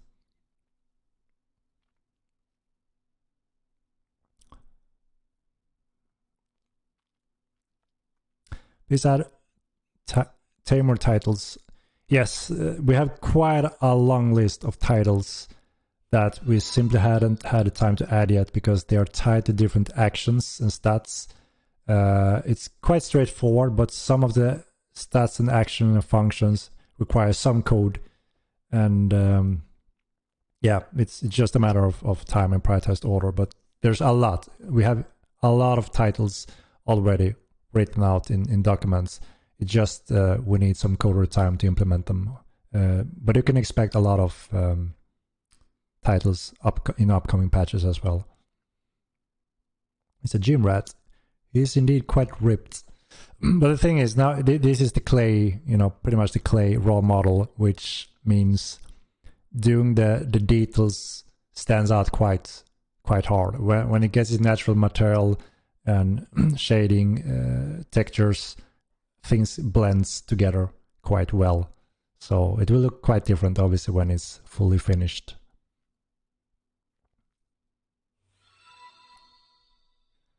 Please add a Kimura. Yes, so obviously we have been working quite hard on some of those big creatures that also requires very specific AI behavior to give an exciting challenge in a, again, unique way compared to every single boss we add have a very unique challenge. Sometimes raw force brute works, sometimes strength in numbers works, but sometimes there are some some things where more teamwork and figure things out is the key. And obviously we want to promote that because the game is not all about being the biggest Zerg and you can do everything. There will be many cases where a big Zerg may be very ineffective and actually feeding the boss in a wrong way, or so to say. So we want to take our time to get some of those things right. We know that you guys appreciate a good beating in terms of figuring things out, not just always bring great numbers to beat everything. You can beat a lot to have great numbers. That is a natural strength, right? And there's no way going around that in many cases. But there are actually good cases where we can make use of rewarding a tight group playing clever as well. Enric, I signed up for a website for content creators and been several days, and I have to respond. Yeah, so no, that is not that someone is not liking you. It's simply been crazy since launch. and everyone in the team, from devs to mods, GMs, we're all really hitting it hard and doing it for obviously so we all can enjoy the game at fully as soon as possible in all levels. And we have not forgot about anyone that is signing up for newsletters and content creator programs and all that. You're not forgotten. It's not that we dislike any one of you. It's just that we need a little bit more time. We are expanding on that as well. As you know, we have been so few developers that we have been doing so much on our own. I mean, me for instance, I've been doing so many roles as well, and I'm doing these streams and community events as well, which I do enjoy doing them, and I think there's a value in doing them still. And as long as you guys also think so, we will do our best in trying to continue doing that. But obviously, I need to offload quite a few things from my table and some of my other guys' tables, because we need to be able to attend to everything now on a much larger scale, obviously.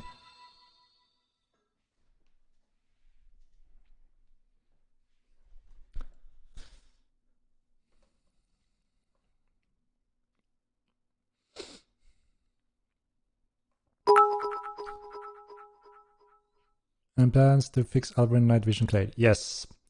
So I mentioned that briefly, I think, last time. There's a reason why we had to disable the night visions, and that is because we changed our lighting in most dungeons and the world in a later stage, because we reached the conclusion that, look, obviously out in the world, having two big bright moons, it makes sense that it's quite bright, right? But also when we saw that many of the new dungeons and the new player dungeons were very pitch black, it was quite a frustration not having the torch or the lantern function with more light sources. So we decided to make them beautiful, immersive, and have proper light, so you don't have to change your gamma or don't struggle running around with one torch all the time, where it's, you know, makes sense to allow that to happen. So that is why you see a nice set of mood lights in many of the dungeons currently, but there's still room for pitch darkness in many of the dungeons and underground, which obviously will be a big thing. But we want to reach those more light sources as well, so you have more options. So when we change that light setting, we also had to change the setting for the night visions, both in the passive and active one, because all clades have a passive light vision that is slightly different from each other's. But there is also, some of them have the active boost, where you kind of focus your eyes and turning them focused in the night visions to gain even more light, both range but also lighting the area up. So the system is in place, but we haven't had the time to set those new numbers with the new lightnings overall, because it was quite a big change number-wise. So everything's prepared for it. We just, again, simply need time to go through those numbers before you can play around with night vision. Hello, Henrik. I'm watching you here. I couldn't help but to say that I'm really enjoying Mainland too. I'm very happy I made a lot of friends. I hope to see you in Mainland one day. A big hug from me and my stream friend here at Twitch, Fiberfly Comp. And a big hug from the Mortal Online to Brazil community. Bad Boy BRTV, thank you so much. And it's just awesome to see so many new players, so many new streamers. You maybe know me by now when it comes to lurking in the streams. That is one of my my things, right? Whenever I relax during the evenings, quite often before sleep time, I try to calm down watching some of the streamers, and it's a lot of enjoyment to see people play the game at first hand and see their really reaction experience without knowing that I'm watching. And sometimes I jump in and have a chat with you guys as well, which is awesome. And it has been quite a bit less lately, as you can understand. It's been a lot of work, but I hope to be able to be back a bit more whenever I can.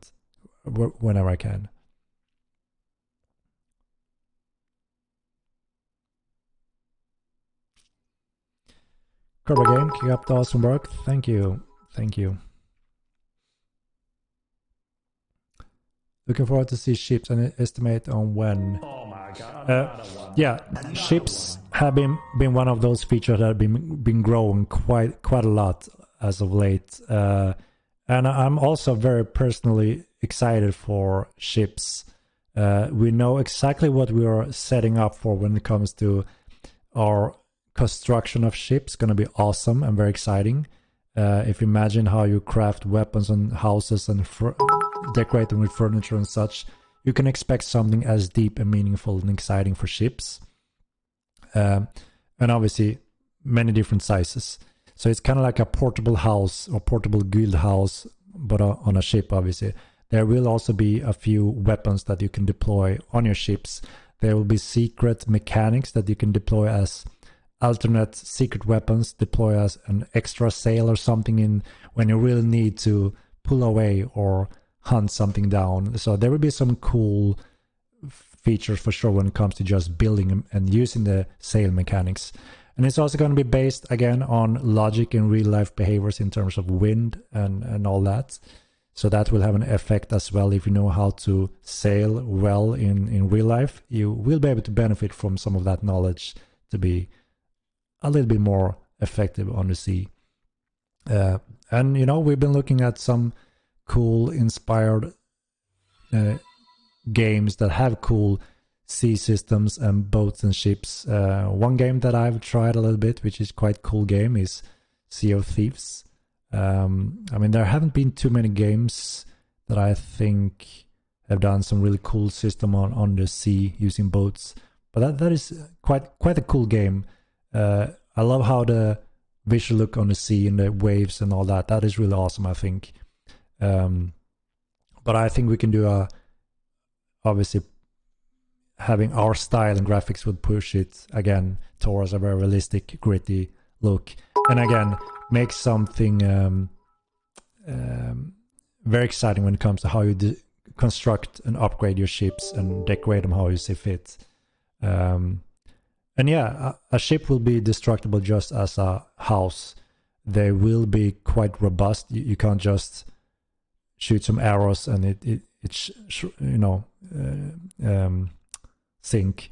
We haven't really started the approach when it comes to the balance in terms of how robust should a ship be, how expensive, what is the construction times and all that. All that obviously will come into great balance sessions that we need to do before we have any numbers to share when it comes to that. And also we're looking into our next step into a possible how we will do larger scales of testing. So we're evaluating that as well. But yes, I'm very much looking forward personally as well to the ship system, but there's a few systems we need to get in place first before we will see it. So it's still I would say a while before we will get our hands on that.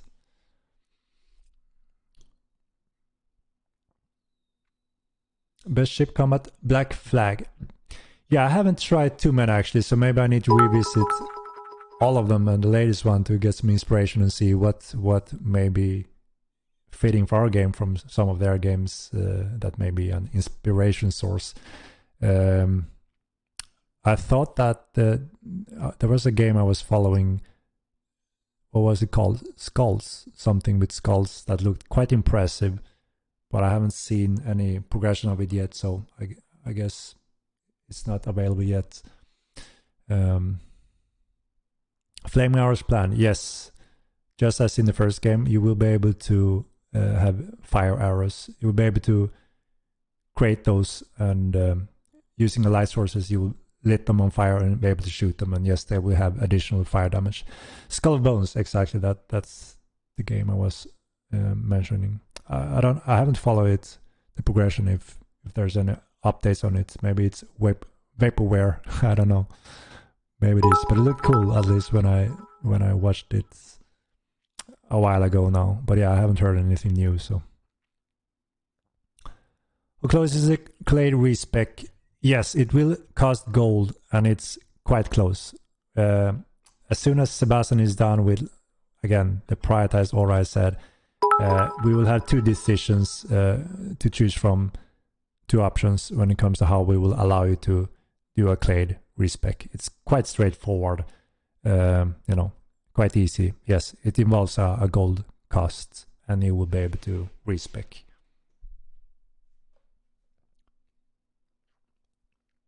Is legendary crafting in the game yet? Not yet, but we are still working on finalizing for the first batch. It's one of the things that some of our artists are doing, and I think they actually said that the first batch is just finished. I haven't seen it myself yet, so I haven't been able to go through it and have the final improvement, but it if I'm not mistaken, the first batch could actually be finished now for weapons, so shouldn't be too long, because the code support is there. Ars H best boat content hands down. Yeah, Ars H maybe have the best boat content. I could be wrong. I haven't gone through them all, as I mentioned, so I may have to revisit to get a more fresh update to see what have other games done, what is people enjoying, and obviously, as I mentioned, we already have our strength in terms of our deep crafting system. So I have, high confidence that we will have that on a top tier level. And then obviously we want to make sure that the actual behavior in the sea and the ship and how you control it should obviously also be on a top tier level.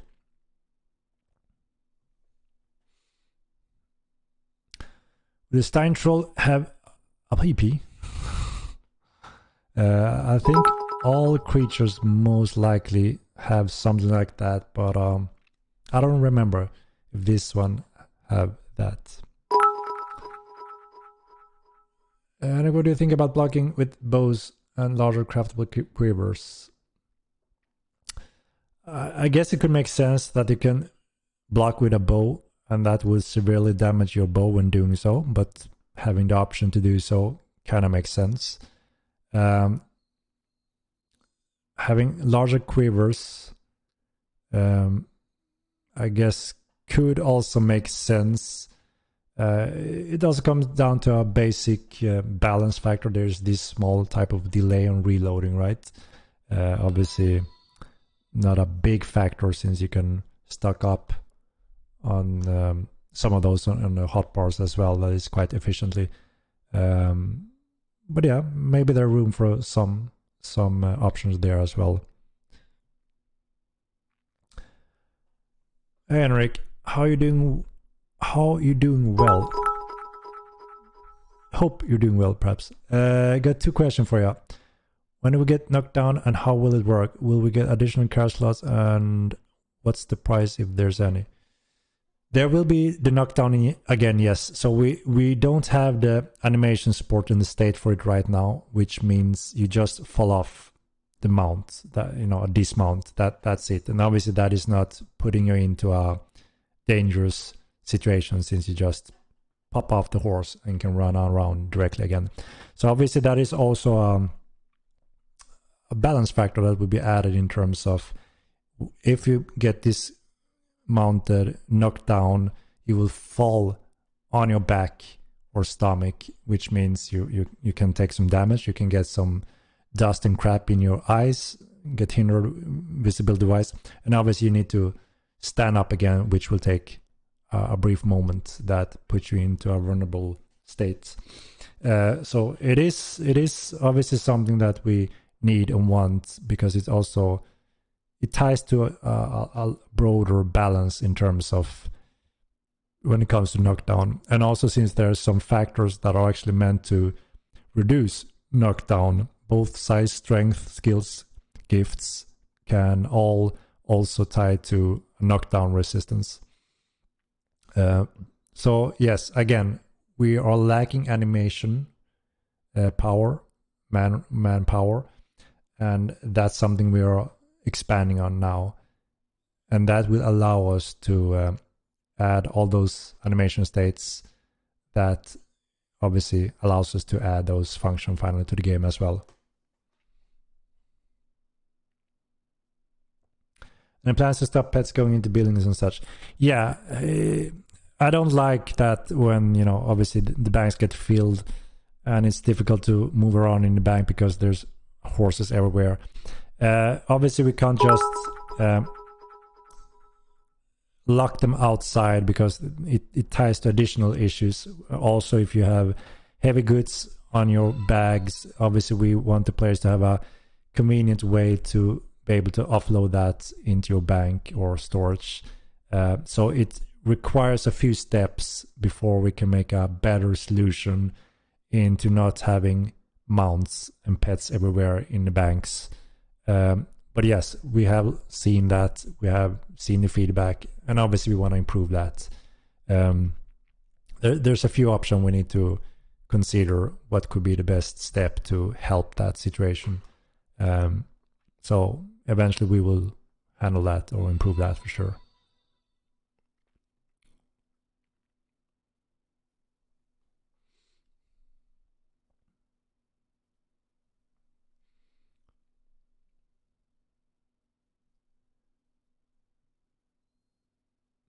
Meridian 59 is your game inspired by this legendary game. Pharaoh 66. I actually never got to play that amazing legendary game because I was playing Ultima Online since 1996 as a beta player, since the release 97 if I'm not mistaken, and I played it for 10 years straight and I loved every single moment of it. And that is my absolutely biggest inspiration, and that's where my magical feel for this type of game got birth. And ever since then, I've been looking very hard to get that magical feeling experience again without any great success, sadly. The only game that got close to feel some of that experience was Star Wars Galaxies, to me personally. Like I said, I played most MMOs, and a few of them have, you know, caught my attention, and I've enjoyed some of them, but never to that depth of value that Ultima Online and Star Wars Galaxy to a degree did, which is quite unfortunate, I think. And I thought, hell, it's about time that we get something that fill those shoes again, because I noticed I wasn't alone in that feeling, and that's why I had to start Mortal Online. And the impossible journey started 2005 towards reaching Mortal Online. So yeah, good old days indeed, Ultima Online. It was a golden gem at the time, but also, you know, everything was different, obviously. Time and how players are, their expectations and their demands, you know, quite different, obviously, from today. We've gone quite far tech-wise and demand-wise and, you know, quality-wise. Ultima Online was quite horrible at launch, especially for playing from Europe. It was the first servers were only in USA, and I played on Chesapeake from Sweden on a 28.8 dial-up modem, and that was pure hell, obviously. But even though that, it gave me such joy and excitement just to take those first steps and enjoy the magic of a free open sandbox game with danger lurking around every corner, both from players and creatures, was just a thrill. And I thought, when many years later, when World of Warcraft made the debut into the MMO genre, and showing everyone the time was right, now everyone can start playing MMO. So that was the first experience for many players, right? I thought, oh my god, it's almost sad because they have no clue what they're missing. I would bet that if their first experience was something like Ultima Online at that time, you know, then things would look quite different, because obviously World of Warcraft created a breed of MMO players, a huge success and an awesome game. But but it was so different, right, from these MMOs. And since that put the full strong marker of this is how you make a successful MMO, every company in the world wanted to copy that and make it even better. The main reason why we only have theme parks on the market. Quite interesting how they changed the future of MMOs, I think. And I think it's time to change that, guys. It's about time, right? I mean, we can't just continue doing theme park MMOs and grindy pay to win games. It's about time to have a pure gaming experience. I hope that people can respect the rules and stay within the respectful borders and support the game, because there is room for all type of players. And I strongly believe that we are moving towards that with Model 9, and it's awesome to see. When does subscriptions start? I don't know yet. It depends on our progression, I would say. When we feel that we have reached those internal goals we have set up now, that we can see in the back end, this is the most common issues for our players right now. These are the most common petitions. We want to solve those, because that is like 80% of all tickets. So obviously solving those things will be very much more smooth for everyone, including support team, obviously. So as soon as we see that progression and we have that under control, that's when we will announce that, okay, now we feel ready to start that free month for everyone.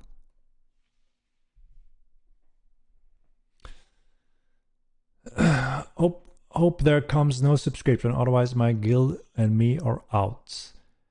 And Ordman, I sincerely hope that you will first at least consider what a subscription means for Mortal Online and possible the future of true sandbox MMORPG, and why do we look at a subscription fee for Mortal Online. It's not just a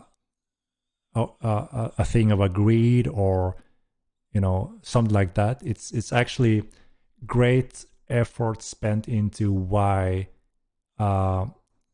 subscription base is better for this type of game, and in the long run better for you as a player.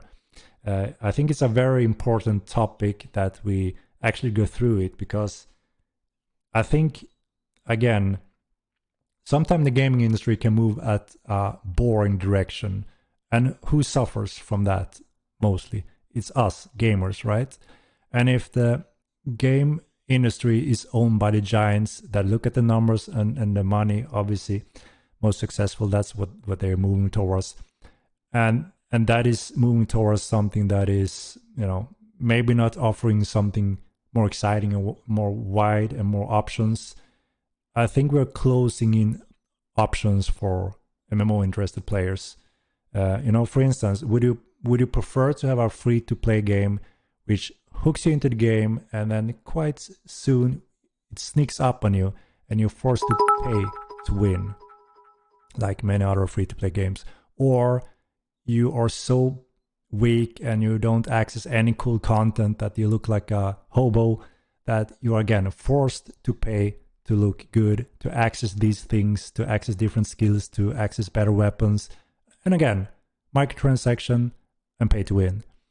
And also you're surrounded by people that don't care about the game. They just want to ruin things for you and have no reputation, no consequences, and cheaters are free to join in because it's free. Again, the gaming experience for you as a player are going straight down when we are choosing the model for what type of players should be playing our game, or what are the requirements to play our game. If we don't have any requirements and we just lure people in and then sneak up on them and saying, you need to pay now, all of a sudden you paid $50 to $150 a month just to be able to compete with others. That's the facts behind most pay-to-win and microtransaction and free-to-play games on the market. If you analyze it for real, or it's those big whales that are funding everything and buy everything in a ridiculous amount, and everyone else is suffering behind locked real-time counters. I think it's a big step backwards for a pure gaming experience, and I think it's super sad. And it's not that our game traditionally costs more, it's actually the opposite. If you want to be on a competitive level or enjoy everything the game has to offer, you have to pay non-stop, and you will pay more than $14 regional priced monthly subscription. And just like Netflix, Spotify, any other service you most likely are using every month, I think that there's very good reason in intent to consider supporting the game and actually committing for a subscription based, and you would have all expansion for free forever, and you would have no limitations ever, and you would have a overall much higher quality gaming experience due to that. It's not free crap that anyone can jump into and just throw around with. So that is my only thing. Consider that a second time before saying no, it's not for me. If it's not still, then sure, we fully respect that and understand that it may not still be a desirable option for players. No, it's not $40 a month. It's 14. The traditional price, just as World of Warcraft, Imo Line, Ultima Line, those games that also have a subscription-based model. So yeah, we just hope. Again, I could be wrong. If there's no support, the players don't want to, invest their money in time. Obviously, we are wrong, and that means there may not be that future for this type of game. Only the future will tell. But what we are seeing now, and that we've been seeing since the beta, it's been very exciting for us. It's been way beyond our expectations so far, and we're just humbled by the support. And it's very close to our hearts that this is moving forward in a direction that we just dreamt of many years ago.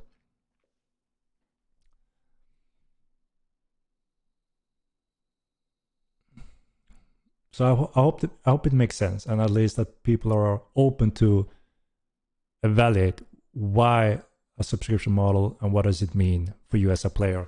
Again, we are actually doing this for the game, and who is the game for? It's for you guys, right? We want you to feel the highest possible quality in gaming experience that we can offer in this type of game. And it was quite simple. We tried a free-to-play model in the first game. It gave us many more negative things than positive things.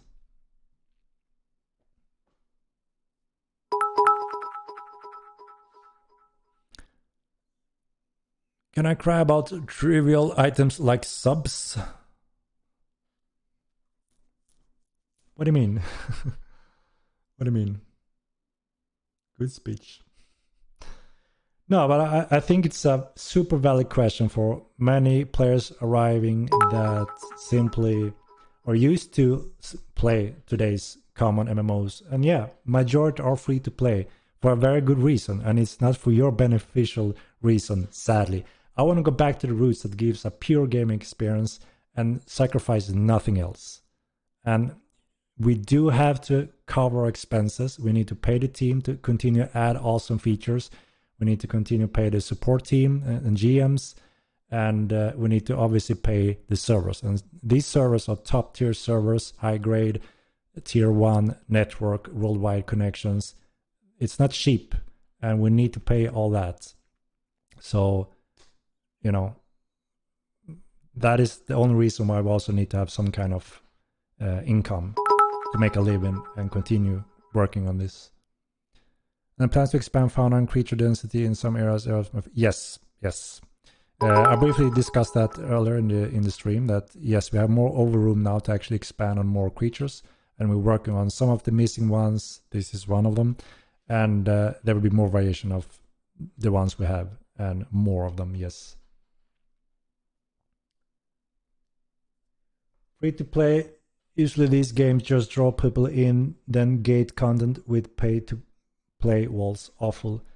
Jackson, exactly. I mean, we all have played those free to play games now for quite a while because they have been quite dominant on the market for good reason. We play them and we pay them, and it shows the company that they're quite profitable and very successful. And obviously that means they're going to continue pushing on that road and trying to figure out even more reason how they can draw their attention and lock even more content. Just going to continue more and more. And again, I think it's a successful business doing it, but as a gamer, I hate it, you know. But again, as a businessman, I really see the strength in doing that, and you know, we have evaluated that quite a bit. But I'm trying to find the mix in between here, as a pure gamer, not sacrificing game quality, but also trying to find a way where we can make a living and continue and expanding on the game and making it even better. Yeah, it feels horrible as a gamer. You know, there are many super good games, and many of them are free to play. But sooner or later, you hit that wall, because if you don't, it wouldn't be a successful business, and it wouldn't have made it that way if that's not the case. Like I said, I just briefly tried Lost Ark, for instance, and I haven't gone for at all. So I don't know what I'm talking about when it comes to where they spend their profitable business model. But I hear that very quickly it's pay to win, and that is obviously how they make their profit on their game, because it's free. It's free to download, and obviously that game have cost quite a bit to create, produce, and host. So obviously they need money to cover that, right?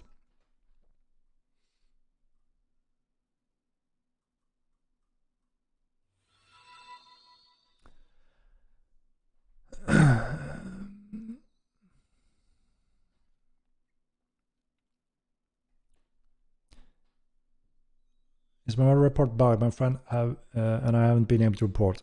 We are investigating that right now. I'm not sure if there's a new bug or exploit involved or something like that. I have too little information about it, but I have heard about it from my staff that there's something going on. There are cases where people haven't been able to report murders. Obviously, that shouldn't be the case. So we are investigating if it's an exploit someone is abusing. We're gonna use the ban hammer, especially if it's not reported. If you have found a way how you can avoid that and report it, then you're good, and we can take care of that. But people are abusing this, and again, we have insane logs right now, which means we can look into pretty much everything. Our logs is becoming so large that it's ridiculous. But that means that we are going through quite a few things afterwards when we are finished with a certain thing we are working on right now, which means if there are things that are being abused, broken rules, those users will be removed from the game. That is just our rules. So again, I encourage everyone to play by the rules and don't abuse any mechanics. And if you suspect something is wrong or a mechanic exploits, report it to be safe, so you are safe to play the game in the future. And we will deal with that as soon as we possibly can.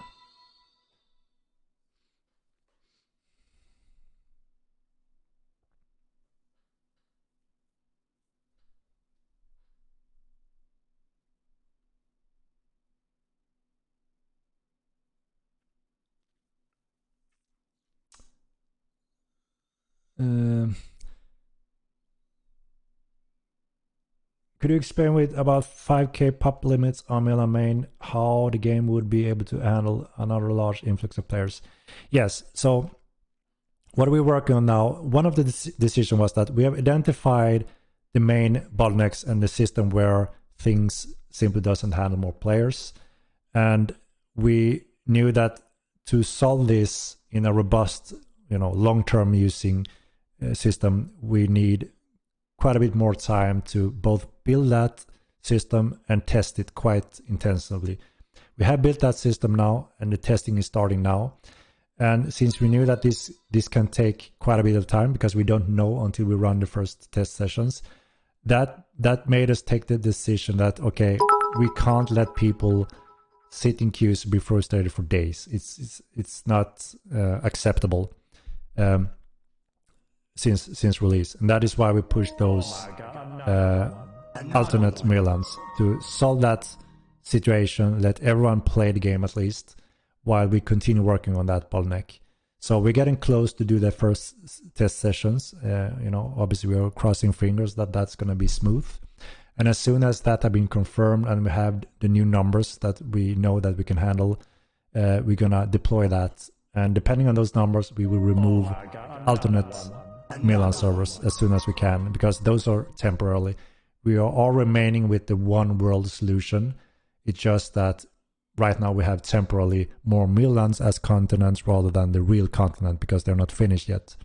And we are confident that we're going to be able to increase the capacity by quite a lot on Mainland now we've identified the main issues and working on testing that. But it's still too early to say what the magical number will be, and if we were happy with that number. For instance, depending on the test, obviously, if we are just looking at the size of Mainland, and when we have seen the different player amounts online, it started to feel quite full and living around 4,000 players, but that wasn't stable enough for us. So I think that yes, 5,000, 6,000 may be a solid number to have Mainland feeling very alive and action in every location and city. And obviously it helps when players are going to be able to build their own cities, use the houses, and keeps with more options and functions. So that could be the numbers that we are happy with per continent.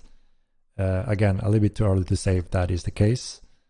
And obviously we are working on the upcoming continent that will obviously help with additional influx of players in equal number as Mainland will be able to handle.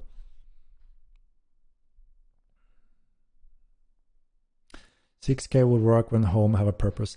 Yeah, I agree that as soon as we get more options on houses and keeps, so you feel that you have even more tools, then for sure that will help spreading out players more. No doubt. And that is the hope as well. 5,000 subscription is enough to pay the bills.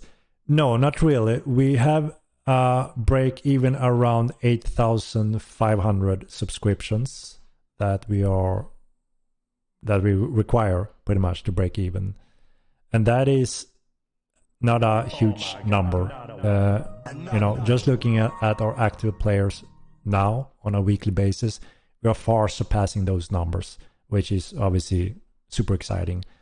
And as long as that indication and numbers are moving in the right direction, we feel very excited, and that we have the future in control in terms of covering our expenses, and not only hitting break even, we are obviously aiming to make a profit so we can actually expand the team and build even greater things at a more efficient pace as well. As you know, we have so many features in upcoming years, and obviously the more developers we have, the more of these features we can cover simultaneously, which will make the game even more exciting when we deploy upcoming patches. Oh my god, another one. Another one.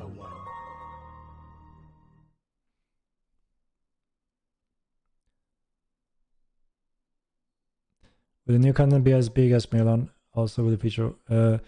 Yeah, it will be close to Mainland size. Yes.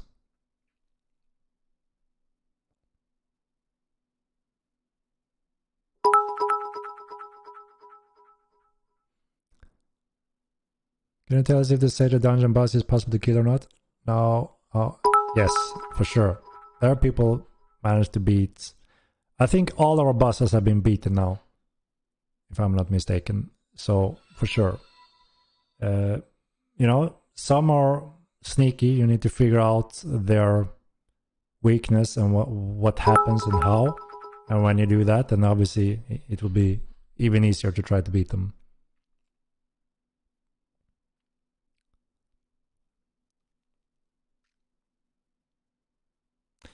If you get more players, will it decrease the monthly fee?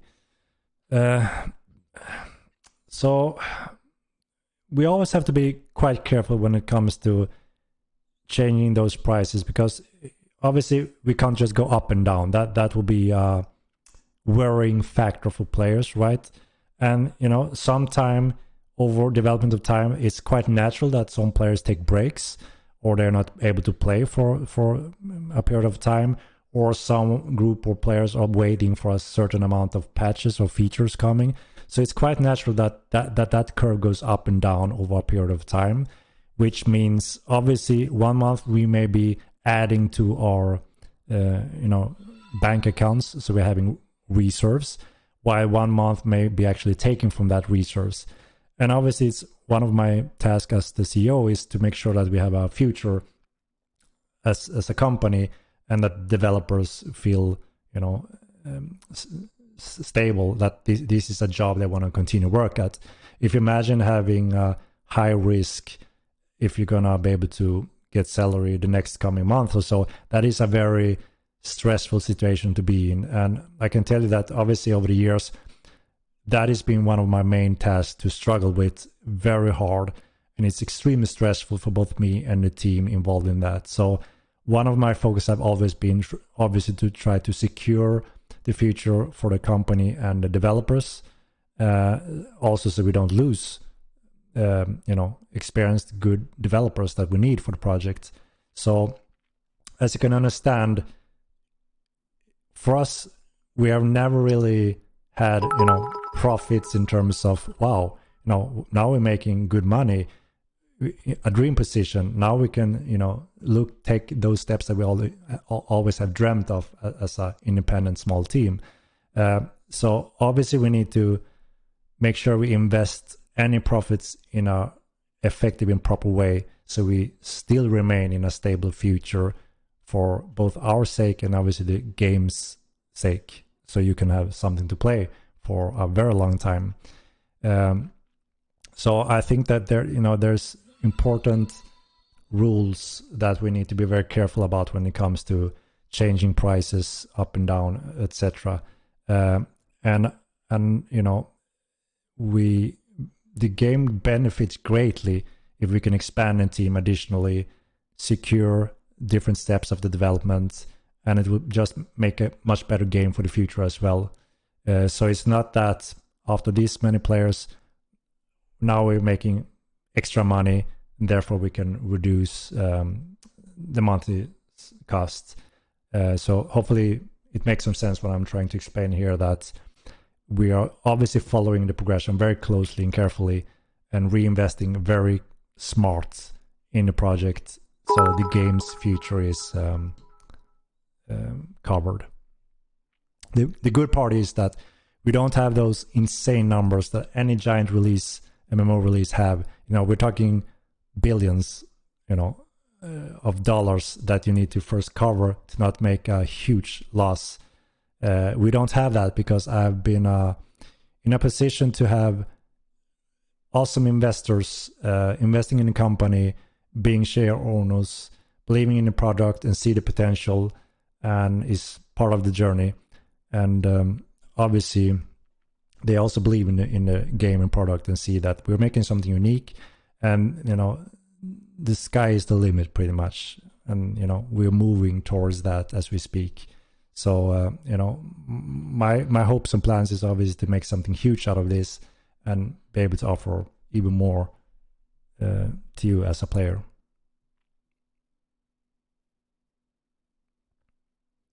My wife always loved me. I'm too sexy and nerdy, but more than two has my priority at the moment. It's okay. She says Henrik's hot. Players supporting him. All right. That's good to hear. Question, Henrik, you ooze passion and a shared dream. Are you hiring for different positions, and will you post job openings? Yes, we do need to update our job openings for sure. It's lacking a little bit. So I'm expecting us to do an update on that quite soon. And yes, there are several positions that we're looking into to help and improve and build our team further.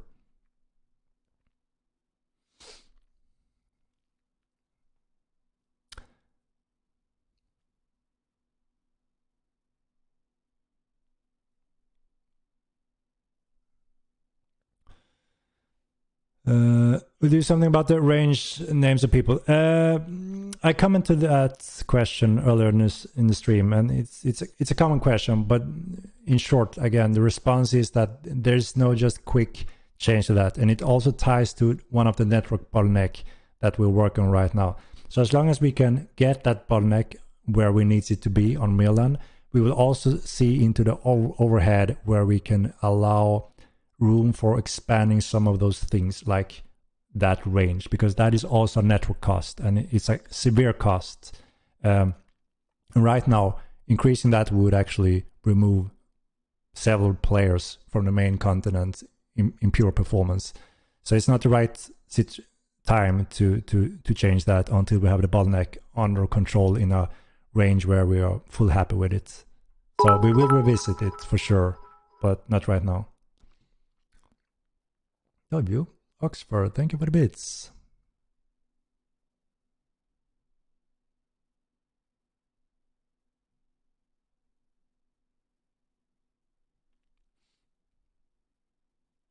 Will you bad in darkened skies when thunderstorms come rolling in? Yes.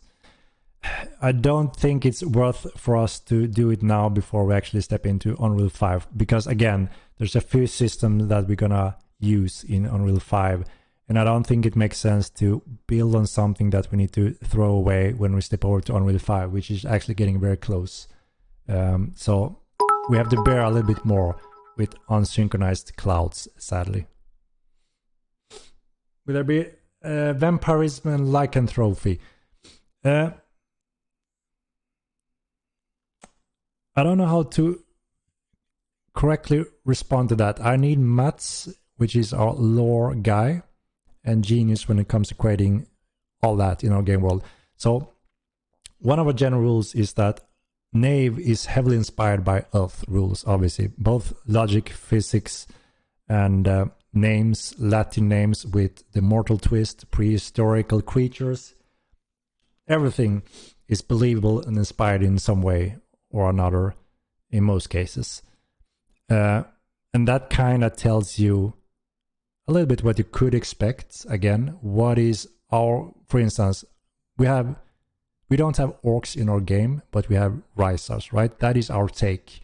We call them risers, and they are maybe a little bit similar to orcs from Lord of the Rings, for instance. And you can find many more comparisons like that, including materials in the game world and how you create materials. So that kind of gives you a clue of what we may see in the future, but it will always be our mortal twists. It will not be the traditional same names and terms as, for instance, Lords of the Ring or Dragon and Dungeons, even though we're heavily inspired by those movies and D&D games as well. So I hope that kind of gives you a vague answer of what you may expect in the future.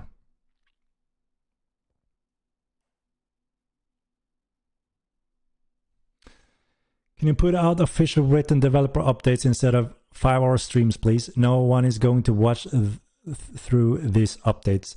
I'm actually surprised how many do watch them afterwards, which is obviously awesome. But yes, we fully understand that a 3 to 5, 6 hour stream is not a quick scan through. And that is why I try to gather the important updates directly when I start the stream. And then we cover some questions. And, eventually some of those questions are going to start repeating. And that's when I noticed that we're replacing viewers in the stream. And I reached the end of the stream pretty much. We also do place this stream on our website and YouTube, and I have a person that actually highlights the big questions.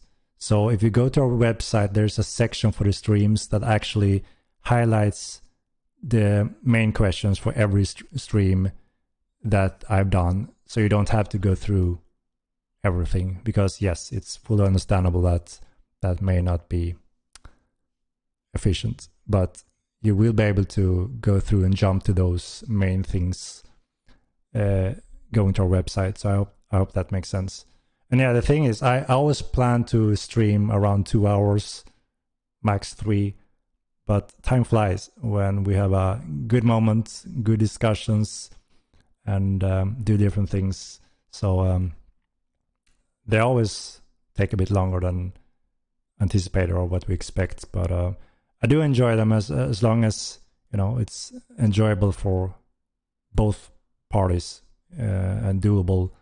Again, we try to cover them on a weekly basis. So as long as it's beneficial to do them, and like I said, obviously we make use of them, save them on our website and make highlights.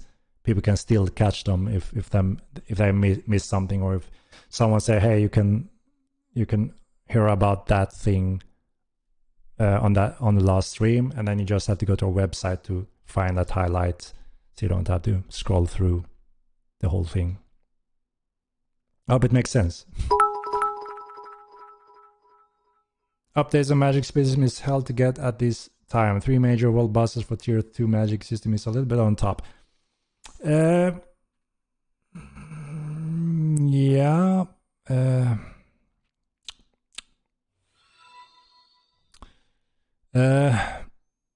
Yeah, I mean, we understand that, yes, some spells may be a little bit frustrating because you may need to gather a team to get some of them. But it also something that we do want partially in the game, where so over time there will be quite a lot of options, and the broker is being increased on a daily basis, and groups doing different bosses, raids, finding rares, and again adding those to the brokers over time, more and more over time. So eventually you don't really have to do anything other than pay someone some gold, and you have the whole school. So right now, it's not impossible, and you can still get most of these things by buying from players or on the brokers without too much effort or being too expensive, because there's a rotation going on these buses and drops. So I don't think it's too out of, it would be different if there was none in circulation, because we mean Spiritism to be a quite common school. It doesn't mean it means that anyone can solo every scroll instantly. Common means more that there's a common reliable drop, and in many cases you can get them in different options. So I don't think it's too extreme in terms of reaching that commonness already. There's a good rotation on Spiritism, which is what we aim it to be, a quite common factor to obtain it in different ways. There will be a huge difference when it comes to those schools that are forgotten, hidden, and rare. Those will be a struggle, and that could be a task in itself to try to fully master one of those schools. But they will come a bit later. So yeah, I don't really see that it's a critical point balance wise at this point, at least.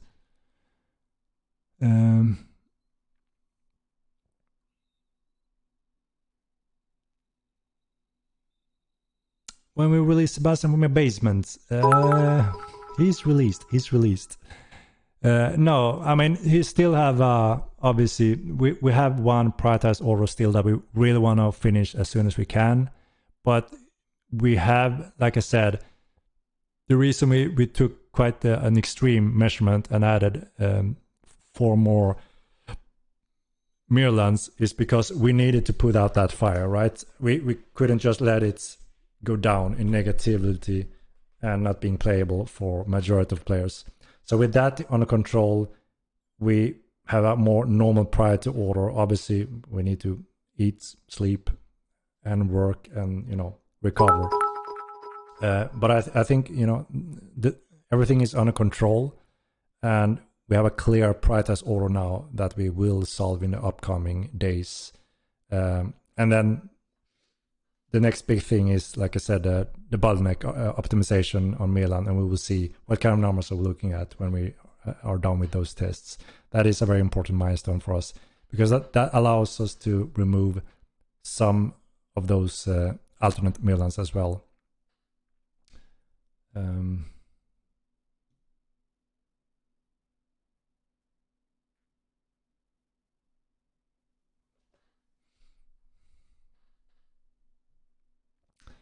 I'm falling behind, guys. Let me scroll down a little bit.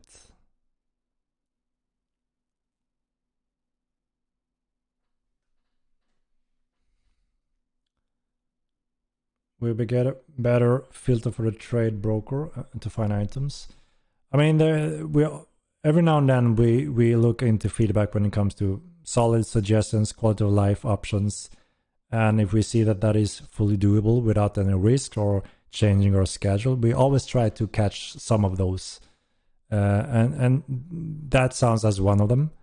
Additional filters to help finding your stuff in a broker, quite straightforward. And yeah, we simply need to get that as a feedback and see, all right, it makes sense, we can put that on someone, and we could make it fit in one of our upcoming patches.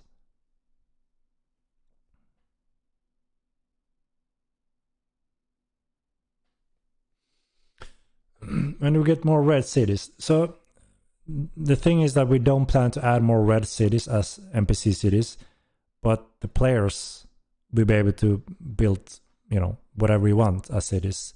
So obviously now we only have the starting pack when it comes to housing, keep, with the tools options there. Next we're adding to expand on that with more options for chest, ownership, friendship, and then we will start eventually on the TC content, which allows you to do add completely different types of structures that also allows you to bring the different types of services from NPCs, such as guards, priests, different types of NPCs, and obviously you set the laws in those cities.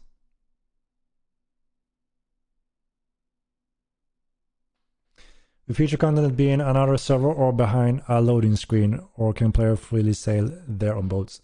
So the plan here is to, and this is what we had to kind of rush into not the fully solution with the Mainlands, but the real solution that we've been working on towards, that we will take the step towards, is the next continent will be reached in a similar way as it was in the first game, as in we have it's not really a loading screen. For instance, when you click on resurrected priest, it clears a few things to quickly go back to that priest, and you can resurrect and get going again.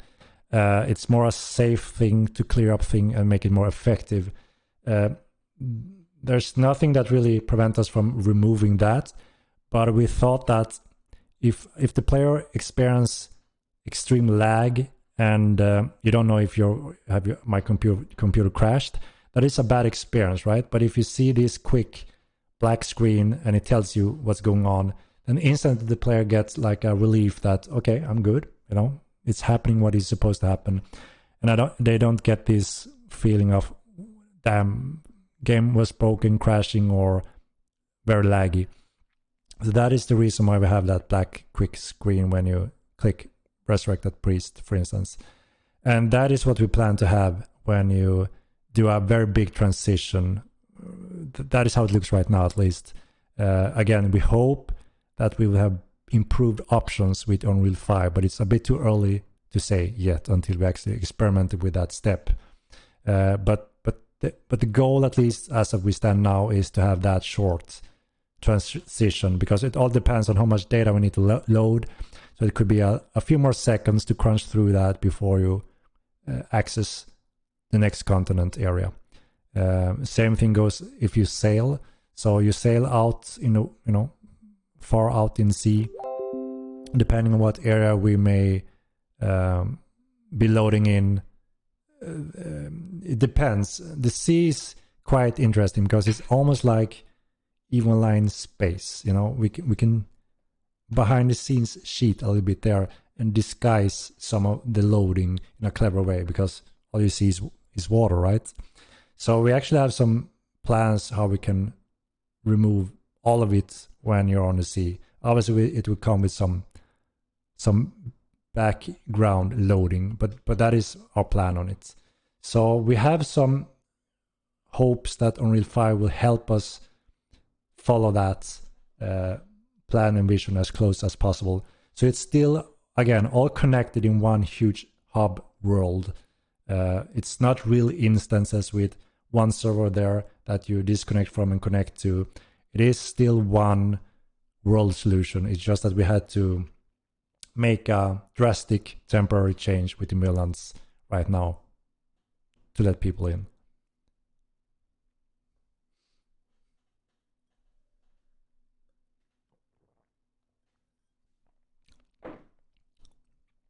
Not a game, but invisible weapon and armor pop-up needs fixing as soon as ASAP.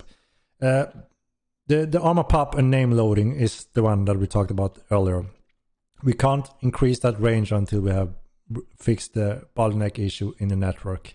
When we see we have overhead there, that's when we can start looking into increasing that capacity, because it's a direct link with network strain, and that is adding to that bottleneck we have right now.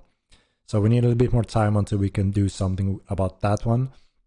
The invisible weapon, we thought that we had fixed until we obviously saw it again now in larger numbers of situation by players. So yes, obviously we need to fix that one to make sure it's fully fixed in this scale as well.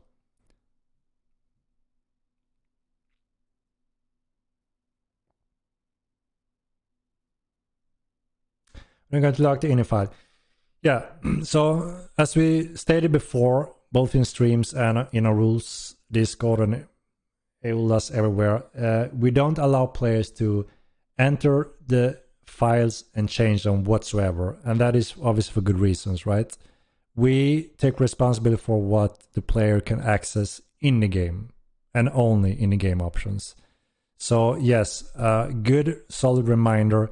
Don't try to find and alter any files in the game folders, because that may result in a ban.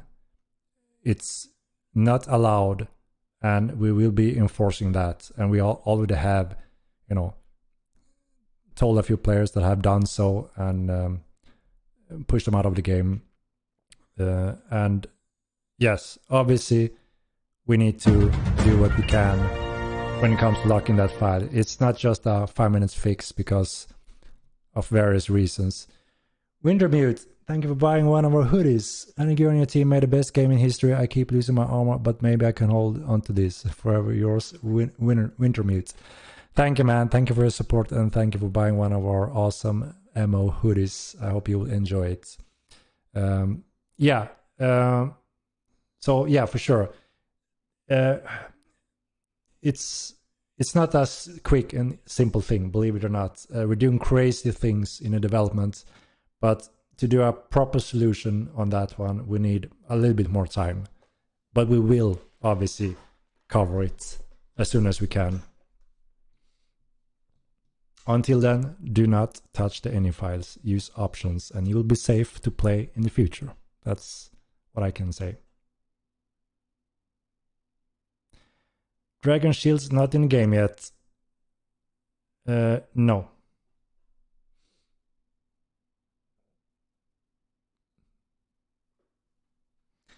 Any member of Star Wars attending GDC? Doesn't look like it, sadly. Again, we are so incredibly busy with handling the game, getting in position where it needs to be, and moving towards our next roadmap. And there's quite a few things also happening on the horizon that is exciting for Mortal Online, the company in the future.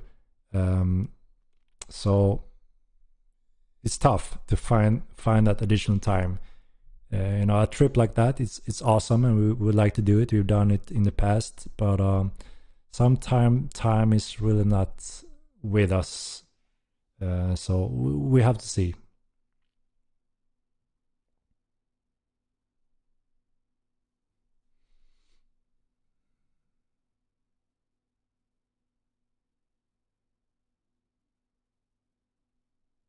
Maybe possibly to play completely from a castle.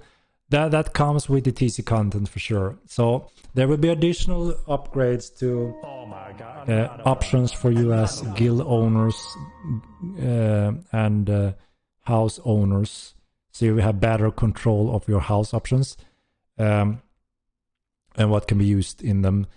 The next big step is the TC functions that allows you to, build machineries outside, build a stable, build a farm, create a specific shop, build a specific tavern with gaming tables that allows visitors to play, and you as the owner may collect some taxes from those games, and you will be able to run different events eventually over time. So a lot of content will be added, obviously, along with starting with TC patches. And it's not just one big patch and you get all of that. This is something that we will expand over time, and we also know that you guys are quite creative and come up with really good ideas every now and then that fits. And if that fits for a TC function, we're looking to add that as well. So along with TC, that's when you will be getting more specific functions in terms of hiring NPCs, guards with different rules, and so on. So, the keep and housing is the first step towards building your own home, having your base, storing your goods and items there. And obviously you can use those tables and tools in the houses and keeps. But yeah, the next big step comes with TC content. Is there any plan for new weapons or shields or armor, like tower shields to block from archers? Yes, tower shields are being worked on. The bottleneck we have right now to actually being able to take the step is animation work. There's a lot of animation combination with holding new shields with all the new with the different weapon animations. So we have a bottleneck there right now, which we plan to solve as soon as we can. It's not easy to find animators that can do the type of animation work we need, but we're working on expanding on that, because yes, we want to have those different options that also counter a lot of strong things today. One of them, archery. Yes, if you're able to use a huge tower shield that pretty much cover your whole body, you'll be able to walk away from a mounted archery even. So it's going to be interesting to get those tools and options for sure in the game.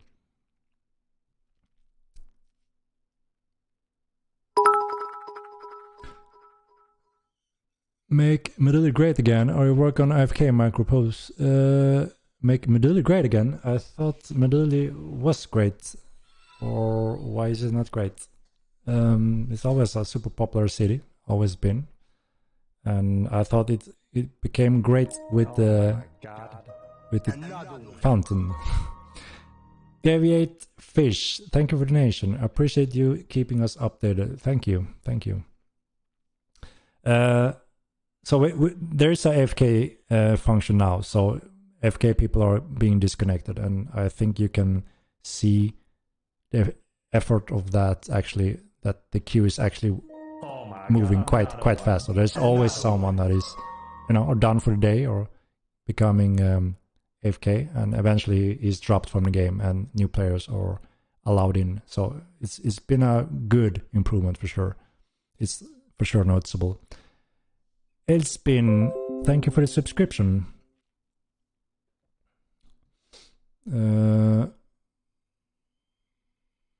So I see that I hit that 3-hour mark. I'm gonna see if we have just some more, and then I think this is it for this one.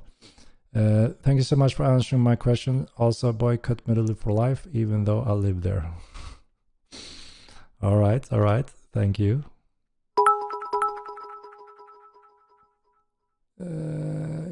Considering changing the horse mercy mode, have a dismount when it's in mercy mode, but making it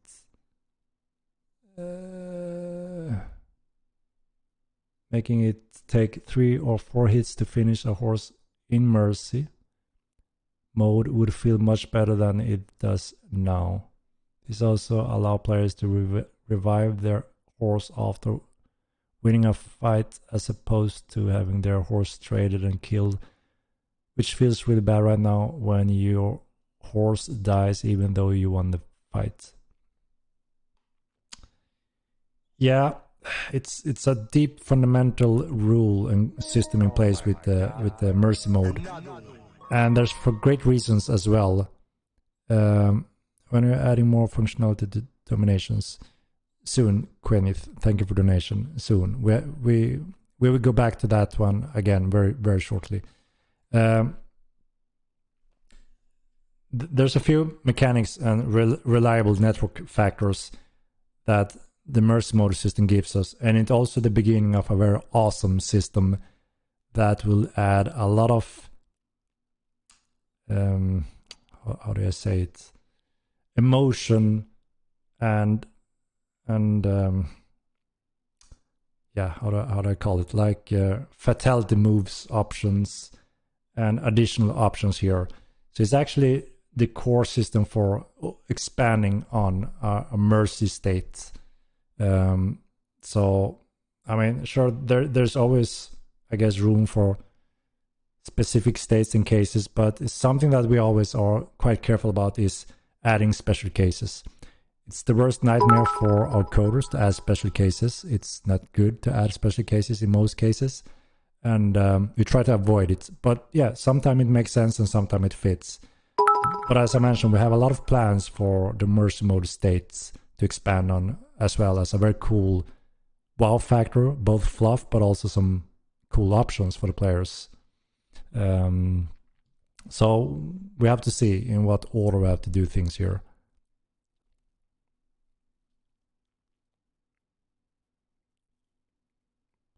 What about phantoms? Yeah, that is one of those rare things that without explanation happens. We have a few clues now. Obviously we got reports of it, and we have actually managed to catch some of those live when it happened. There's some obvious issues that causes some confusion, which we obviously need to fix as well as soon as we can. And we have a few things what we can do to improve and solve this. So sooner or later, you're gonna see a player standing there, and you can hurt him. And the thing is, he's not there for real. It's like a ghost being stuck in a location, and the player is somewhere else. So obviously, there's something broken on the server side where it thinks that you are in front of him.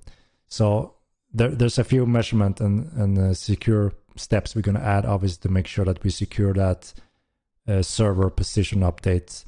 And the avatar, the manager of updating your avatar in the world, needs also a secure refreshment. So yeah, that is one of the things that we actually went through today, that we have seen a few of those cases now over time, and kind of confirmed a little bit what's going on and the frequency of it. So yeah, it looks like we have hopefully enough information now so we can actually work with it and try to get that solved as well as soon as possible. So it's on our list on one of those big things, because obviously some may think it's a cheat and some wonder why the hell am I dying here around my friends and no one is hitting me. So obviously a really bad bug that we need to get fixed as soon as we can.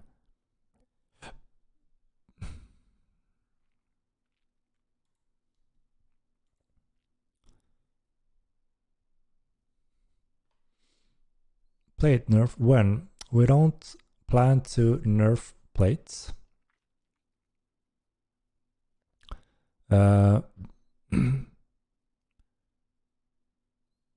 yeah, we're not gonna go doing those severe mistakes again that we did a lot in the first game by going back and forth in nerfing things and so forth. It always gave us major issues, and people just got more and more upset and got tired of it. You know, every style being changed, every nerf killing a style, and so forth.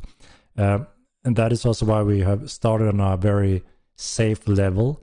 And what we are going to do to make sure that we have the balance we're aiming for, which will never be perfect because it can't be. There's so many variables, options, and tools and tactics that is, you know, infinite over time.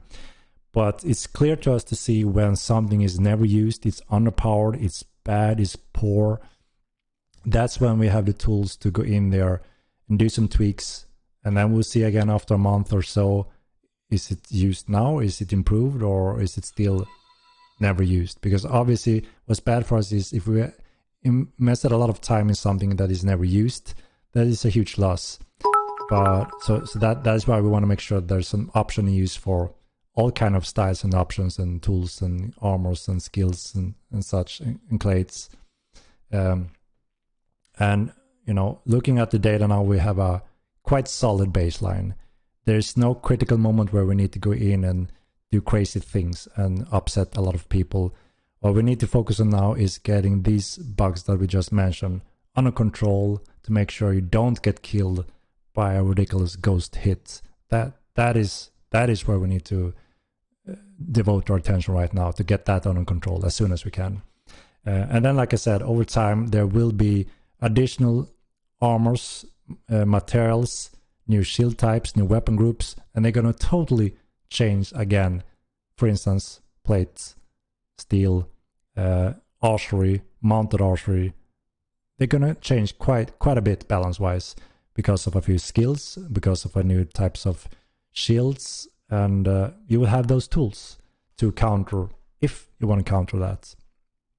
So we're approaching the balance in a much more respectful manner, very carefully, and in a way where we don't punish people left and right, because that was death in the first game. We're not going back into that rabbit hole again. We learned that the hard way, and we will use that experience and not making such mistake again.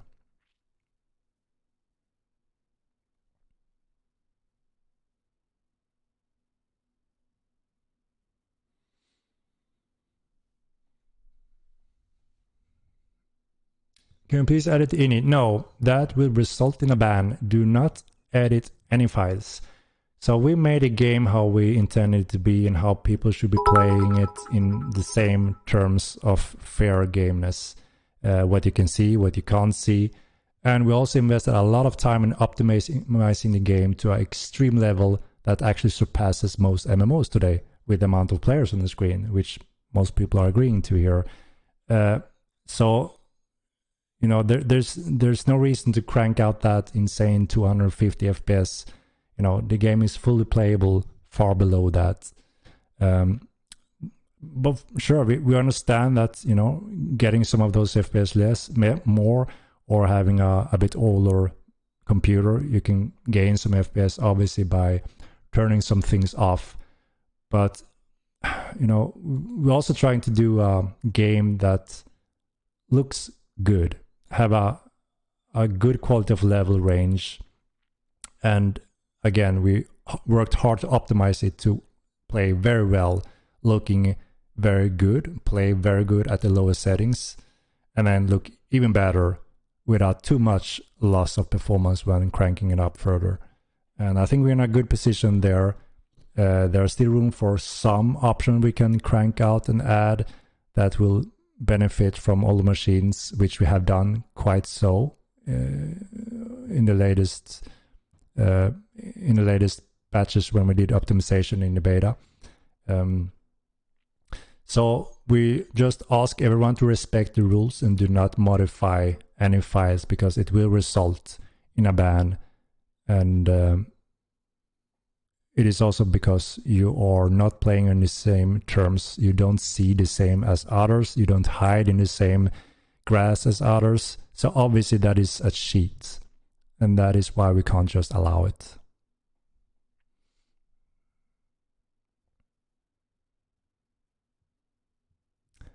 Is the game app ever going to get coordinates, or are we just going to go guess where we are?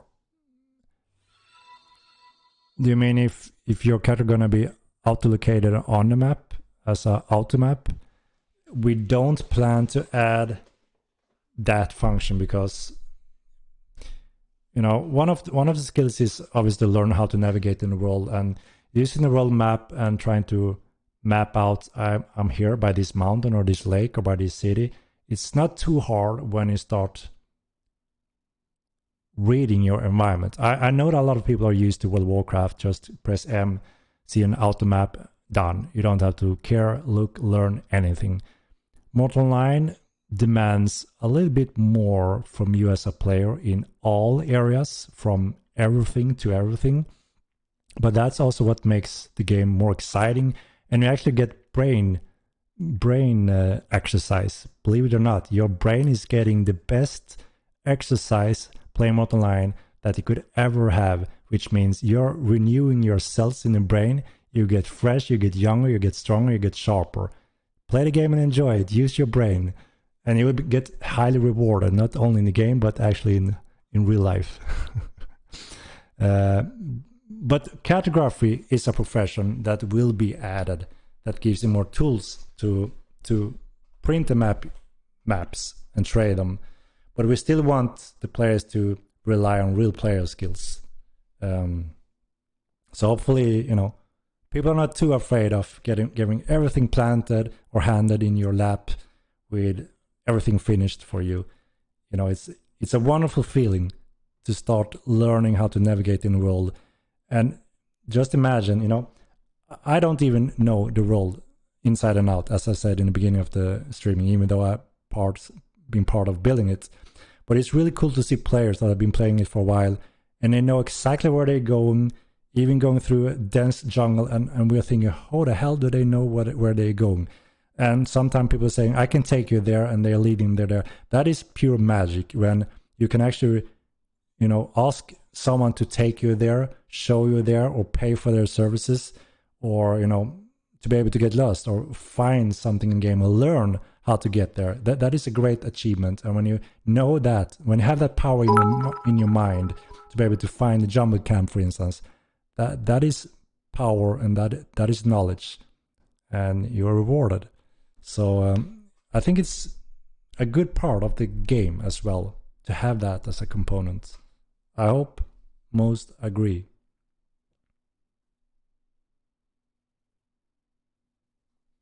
Then you think the map is too big for the actual population? No, when we shut down the alternate Mainlands, I think it will be crowded again.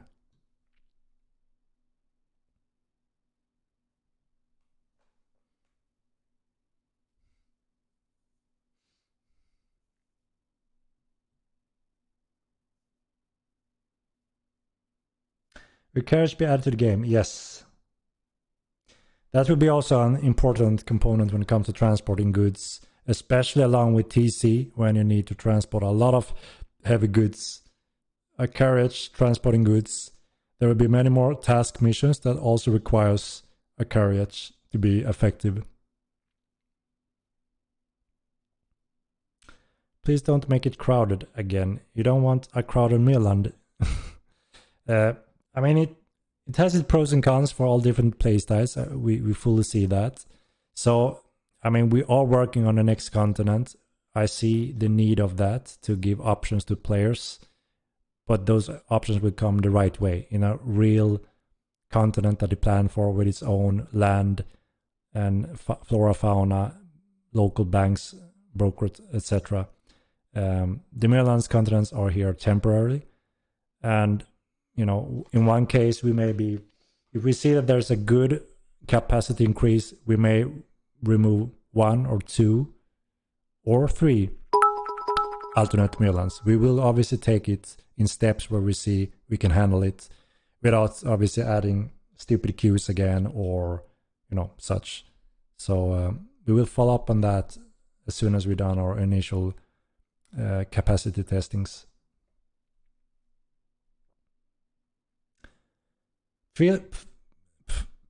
Pilfering thievery is coming in our roadmap. It's one of those professions that is highly anticipated, but we need to rework some of the risk reward tools. It allows you to lockpick chests, but not normal player houses chests. There will be special cases, but in common we need players to feel that they can build a house that they have a normal security in, obviously with the destruction in mind. But other than that, there's no reason to commit to a player house or city if you don't have some kind of security for your items that you bring there. So we will expand a little bit on that when the TC function comes with banks, etc., to improve that from the first game as well. But there will be limitation on what you can steal from players, specialist player houses, when they may not be there and can't act at all. But there will be plenty of thievery when it comes to lockpicking things in the world in many different ways, and also doing different types of thefts and assassination skills, also within nations and NPCs, which is gonna be quite cool when we start deploying that.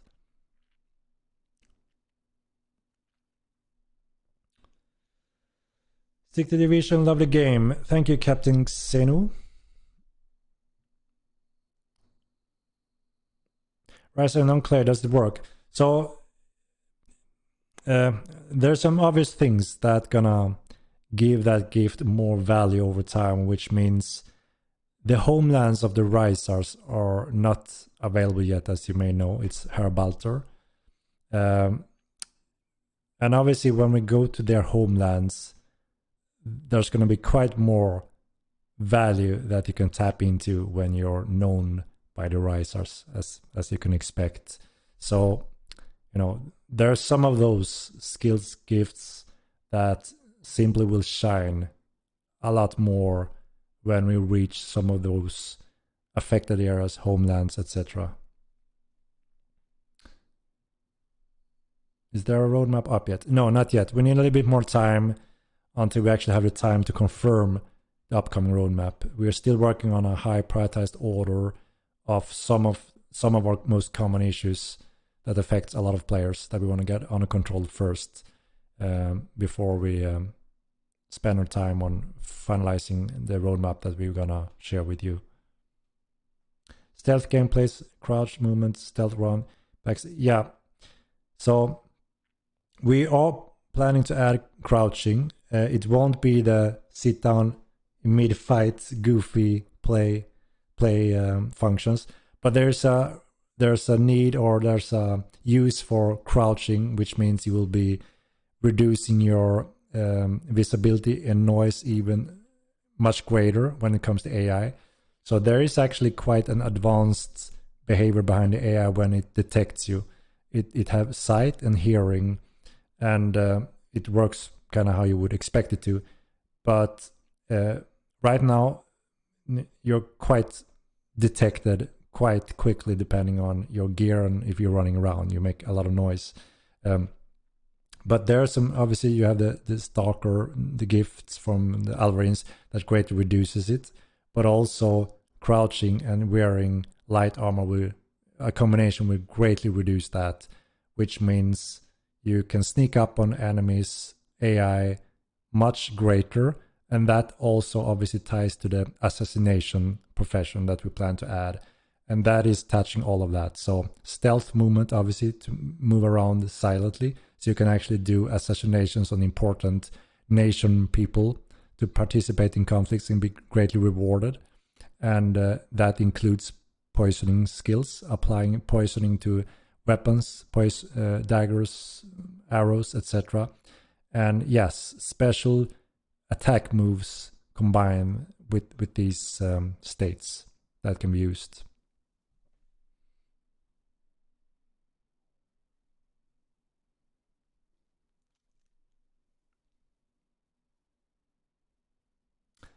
We're going to have an option to hide material composed in armor, weapon, bow. It seems like it is implemented. So since we invested quite a lot of time to make sure that when you craft something, you can actually use your eyes and knowledge by seeing, is that coprom or is it tin messing, by using your eyes and knowledge. And I want to respect that as far as we can. So yes, I do want to give the option to not have it printed on this armor piece. It's this and that, because you already see it, right? And that should be the factor. So I intend to revisit that, to give those options to hide recipes in different forms, because that's one of the magical aspects of finding a recipe and keeping that to yourself, or simply share it with someone else, or sell those good valuables without having your recipes spoiled. That is a powerful component that we want to respect as soon as we can in a greater length.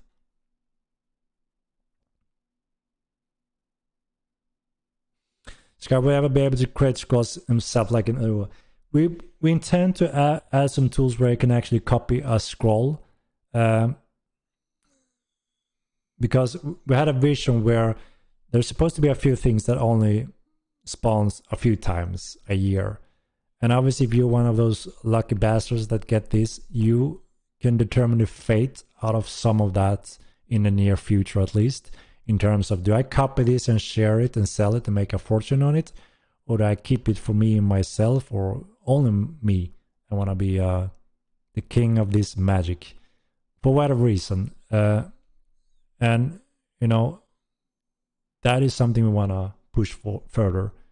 At the same time, we need to be careful, because if the only thing you need to do is find one loot of something rare and you have infinite amount of it, then we also obviously are competing with that balance factor, how common it should be in the world, right? So you see where that battles a little bit, and we take the safe before the unsafe in this category, which is we haven't added a copy function yet, because yeah, it would completely change the balance of quite a lot of those, as you can imagine.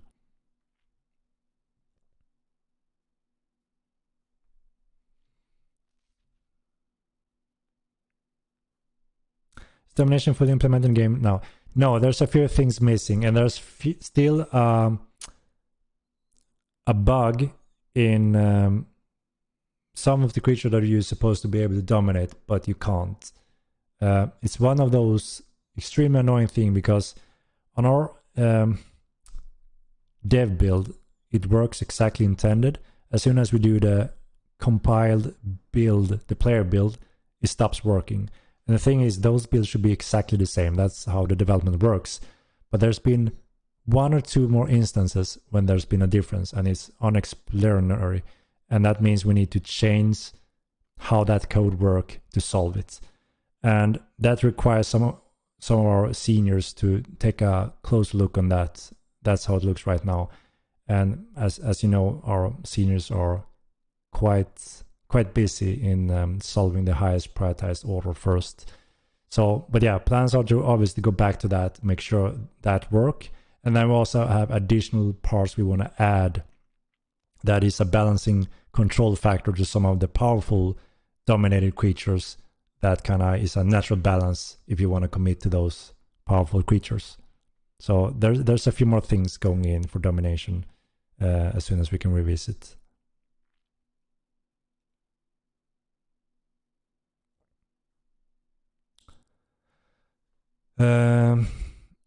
And the plans to feature we can interact furniture and sit on chairs. Yes, that is on our to-do list as well when it comes to, again, adding areas in RP elements and just having those natural feature that someone would expect.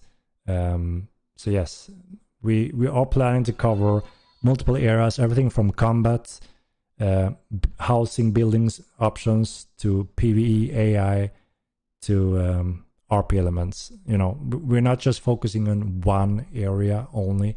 We're focusing on trying to do a excitement step forward in different areas over time, because again, we're making this game for sandbox MMORPG players, right? Not just one type of player style, like only PvE or only PvP or only RP.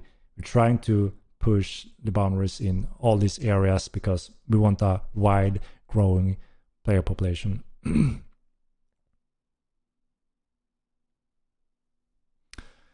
And I think that is it for me today, guys. It's been 3.5 hours almost.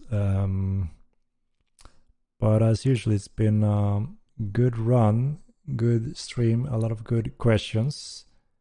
And I think we covered quite a bit.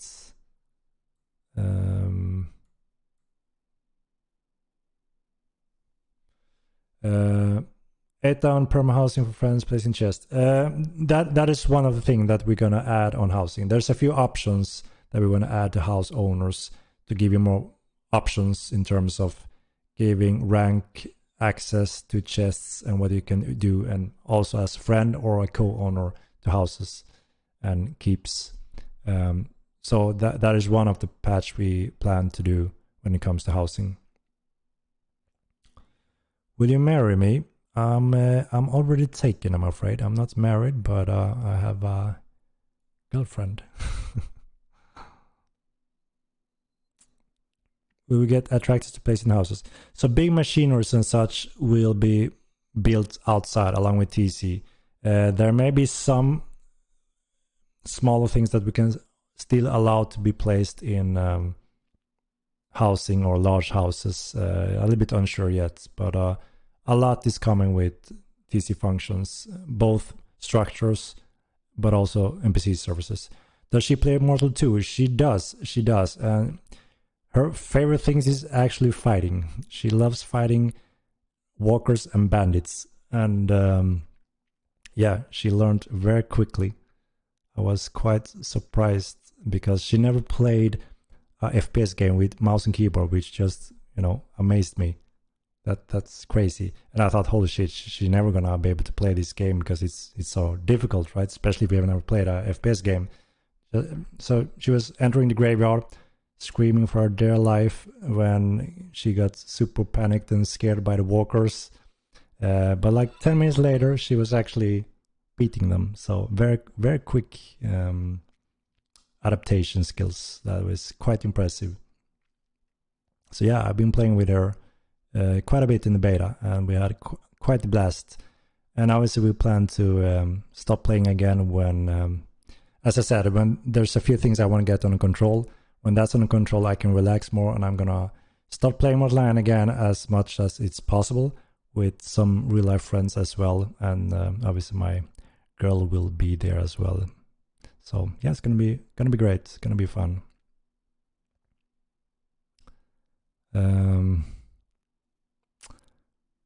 All right, what do you think? Shall we do a raid today? Who do we got online? Let's see. Any more character slots? I commented that a little bit again earlier in the stream in terms of, so our take on that is the Diva system, and we simply need more time to revisit that and see, because there's many pros and cons, right? Maybe that can be highlighted when I cover that question when we put it on the website, so we can point on that, because it's a common question, and I think it serves that proper response.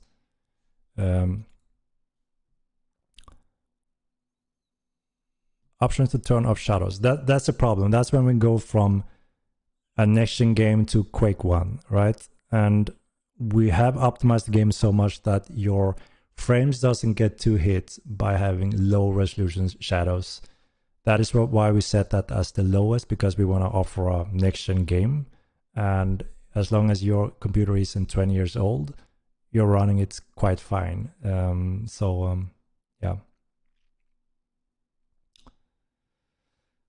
But we will see. There's some room for optimization and a few more options, but we don't want to make the game look like, a game from the 80s. We want to make a beautiful game with same terms for everyone. Guys, who do we raid today? I'm dropping my words now. I'm getting a little woozy. Do we have a streamer that we should raid? Anyone you wanna watch? Who did we do last time? It was Pizza Guy, right? And before that, it was it Jonah Whale? Asmongold. Let's raid Asmon. No. Jonah. Who do we got?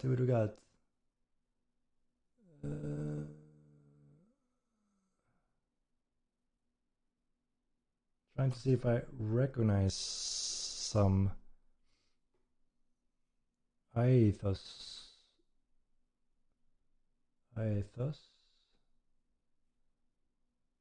Dirty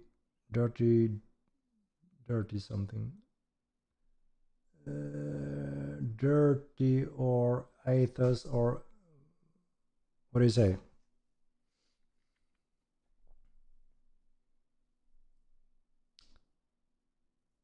Ice Prime? I don't see Ice Prime. Is he online? No way to say progress at all. What do you mean? Raid a small streamer. Shall we do Dirty this time then? I've never done a raid on Dirty. He's average small. What do you say, guys? Dirty Randy. Should we do Dirty Randy, guys? Do I have your approval, guys? Your barber is a pro. This is actually myself. I haven't been at the barber since quite a while. But I'm trying. It's a little uneven here. Okay, Dirty it is. I try to do a fair rotation. It's always fun to spread the love and the viewers, and you can help them. I think Dirty is... I've seen Dirty streaming a few times. I think he's quite new to the game, right? But it looks like he's getting hooked, guys. So let's do it to Dirty this time, and go ahead and help him, guys. Give him your support. He needs the master tips from you veterans, and you have quite the followers actually. But yeah, it looks like he's quite new here. Alright guys, let's do Dirty this time.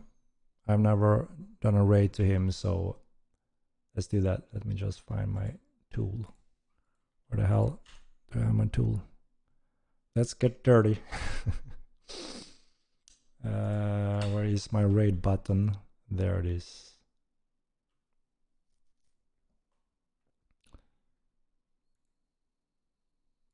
Let's see.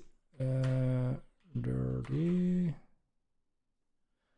Alright guys, as always, you are an amazing support, and we really appreciate you being here, supporting the game and making this possible for us. And we have a very exciting future for Model 9. A lot of exciting content in the upcoming roadmap. We just need to get a few things under control now so we can relax. And then we have a very exciting future. And then we have some really exciting steps entering Epic Games Store. A new release on Epic Games Store. We have the release trailer that is truly epic. And yeah, really exciting, cool stuff in the upcoming roadmap. So again, thank you guys for your questions and being here on the stream. I will be doing this stream as long as you are participating, pretty much. Yeah,